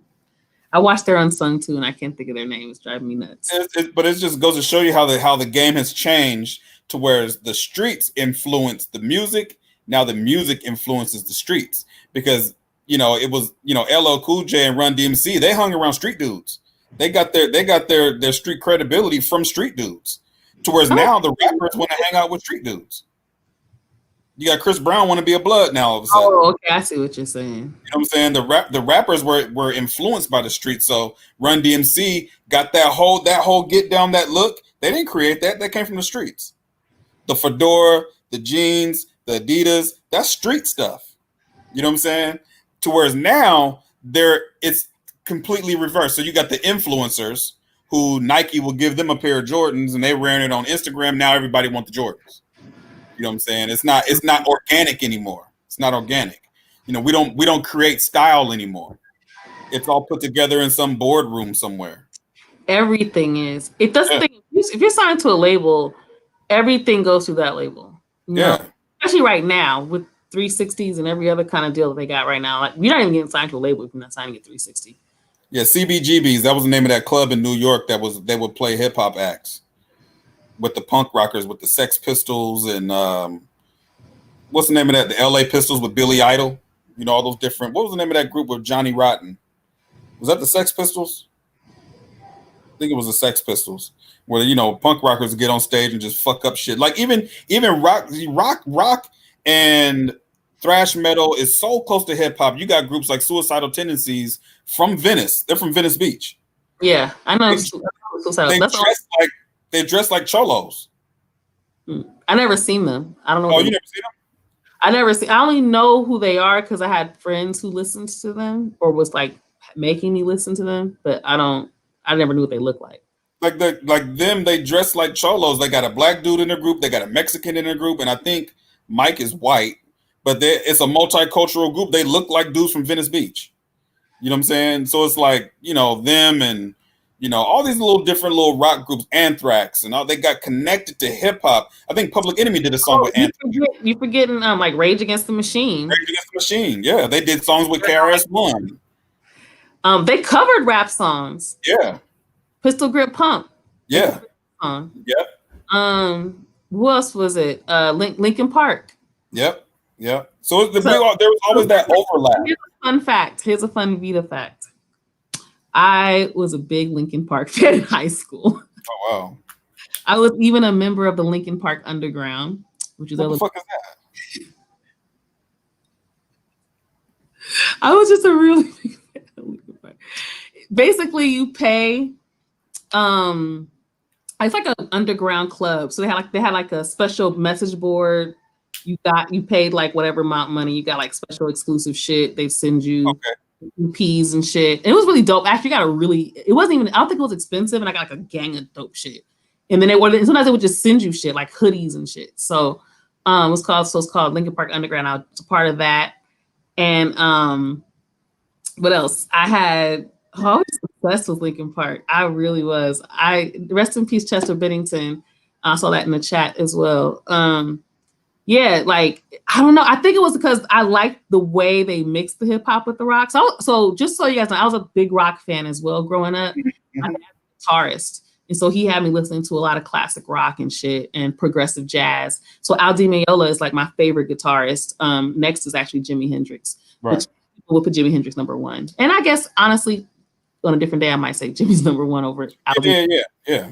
But like, so I always had like I just love that fusion. So I liked rock music, and then they also had like this. Not so much the rapping, because the rapping wasn't that good. I mean, it was okay.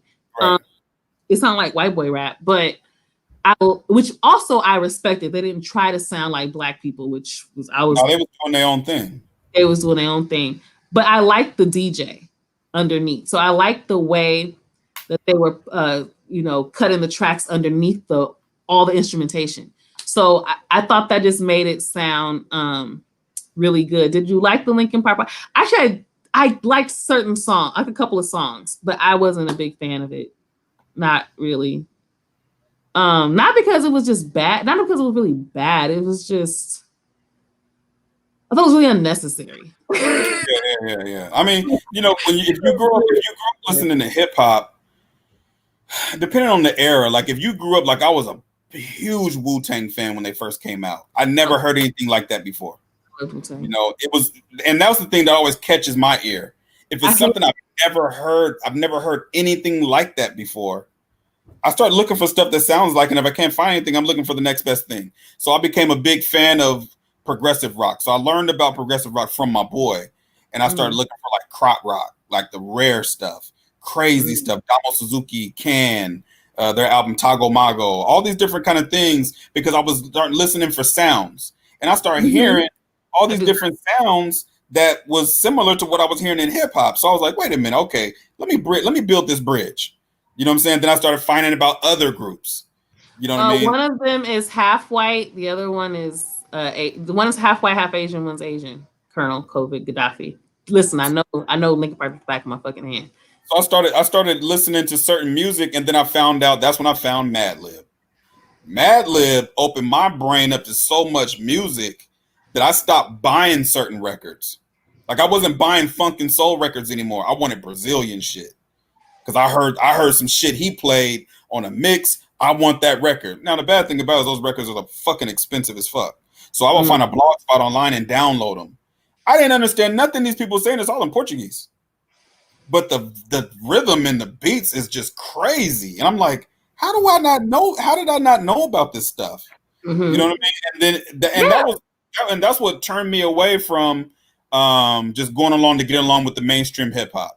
You know what I mean? I'm like, okay, I know about this music now. I know about this music. I'm a big Blue Note jazz fan. So anything Blue Note, I probably either have it or I know something about it. See, that's what I mean. So because you're a music person. Not everybody, it's like the way we're talking about music right now, not everybody can talk about music that way. No. Adidas Elitist, Vita, bring up Al from Return to Forever.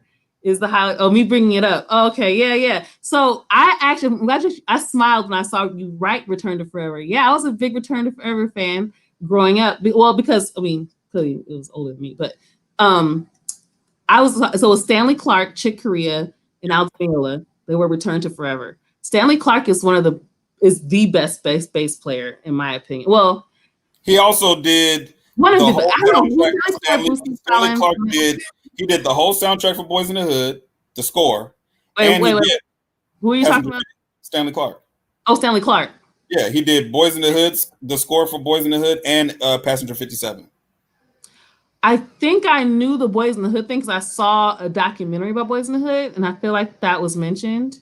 He did Passenger 57 too. I don't know what that is. So the Wesley Snipes movie. Yeah, I don't know what that is. You mean David Axelrod that did The Edge and Earth Rot and all that kind of stuff? I have all that shit over here in my record thing.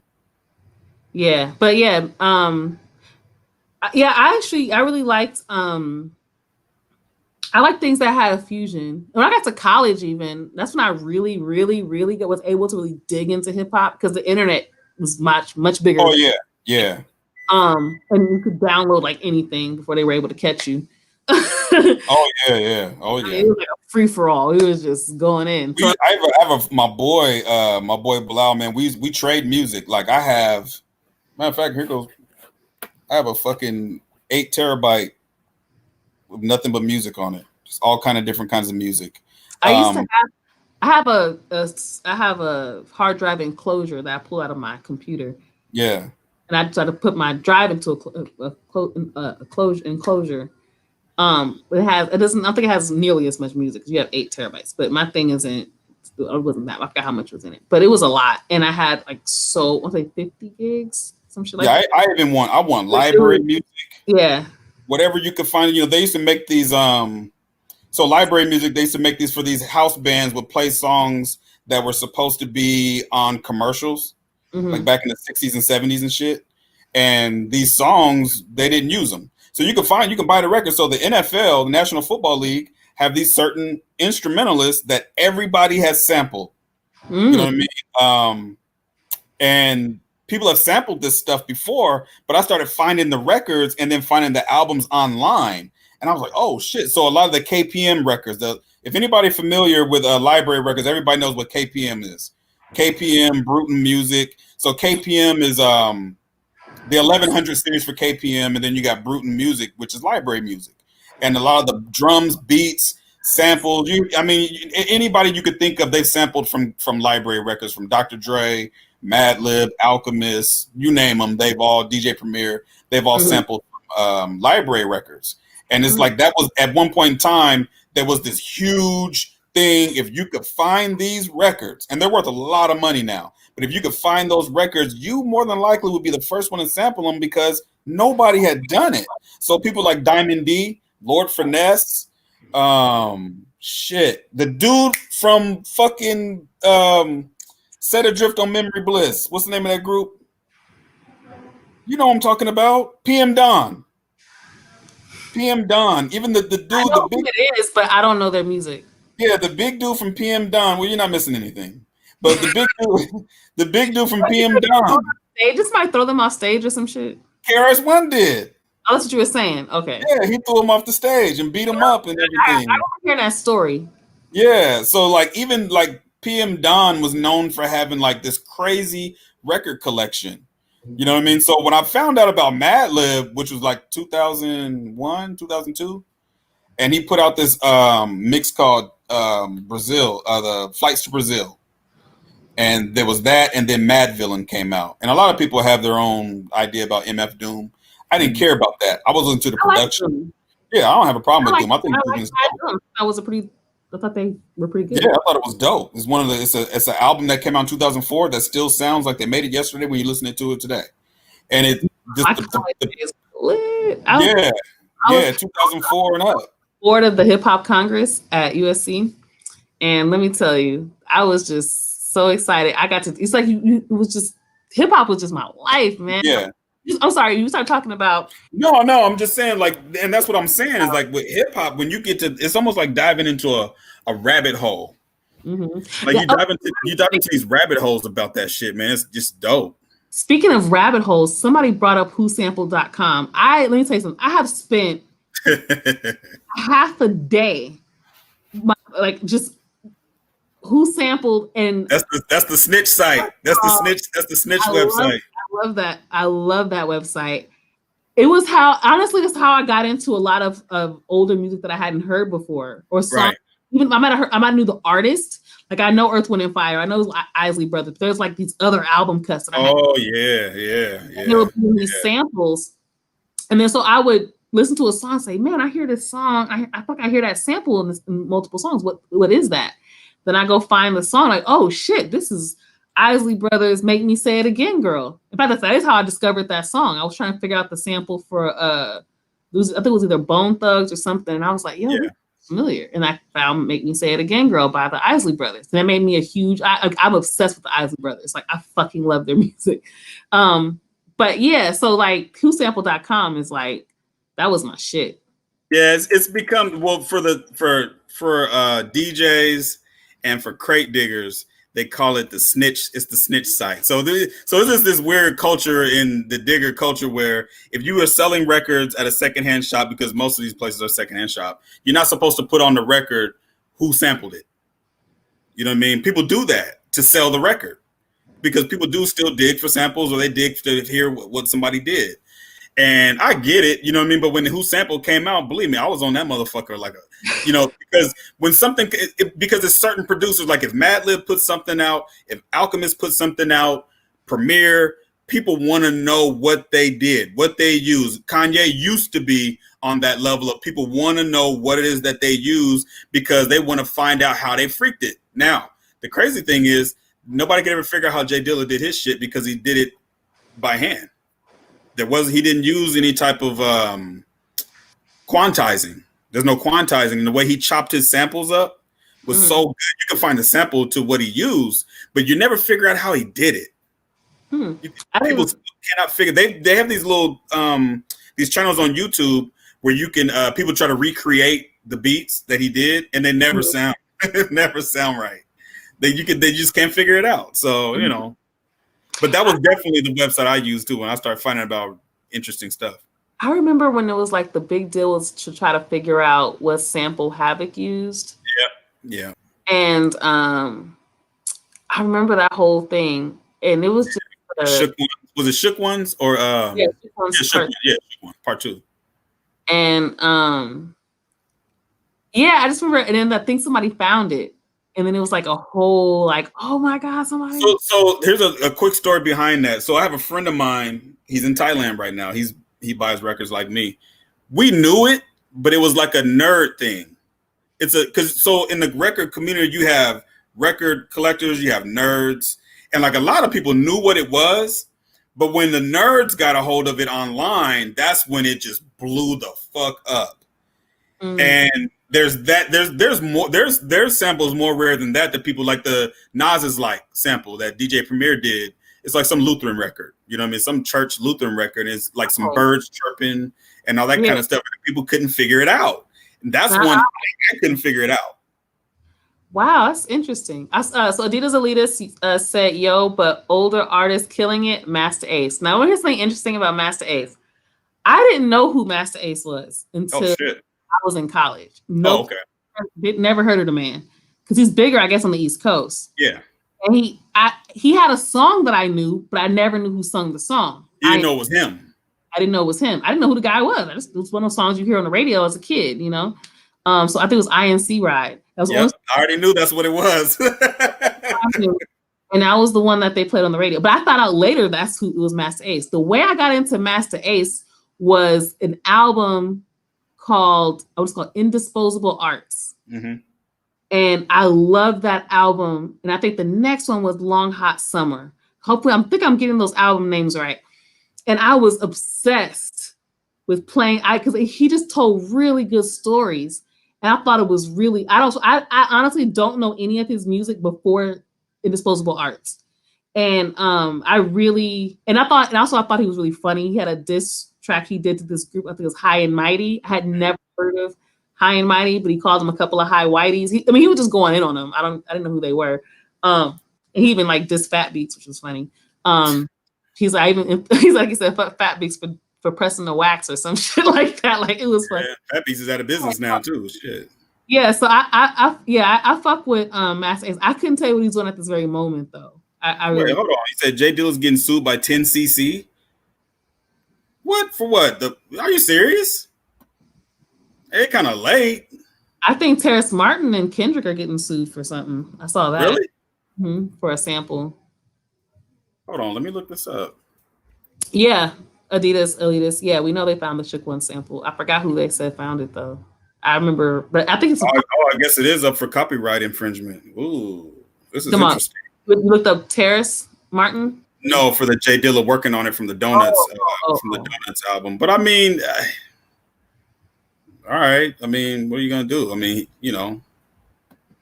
get over it. Whatever. I mean, you know what?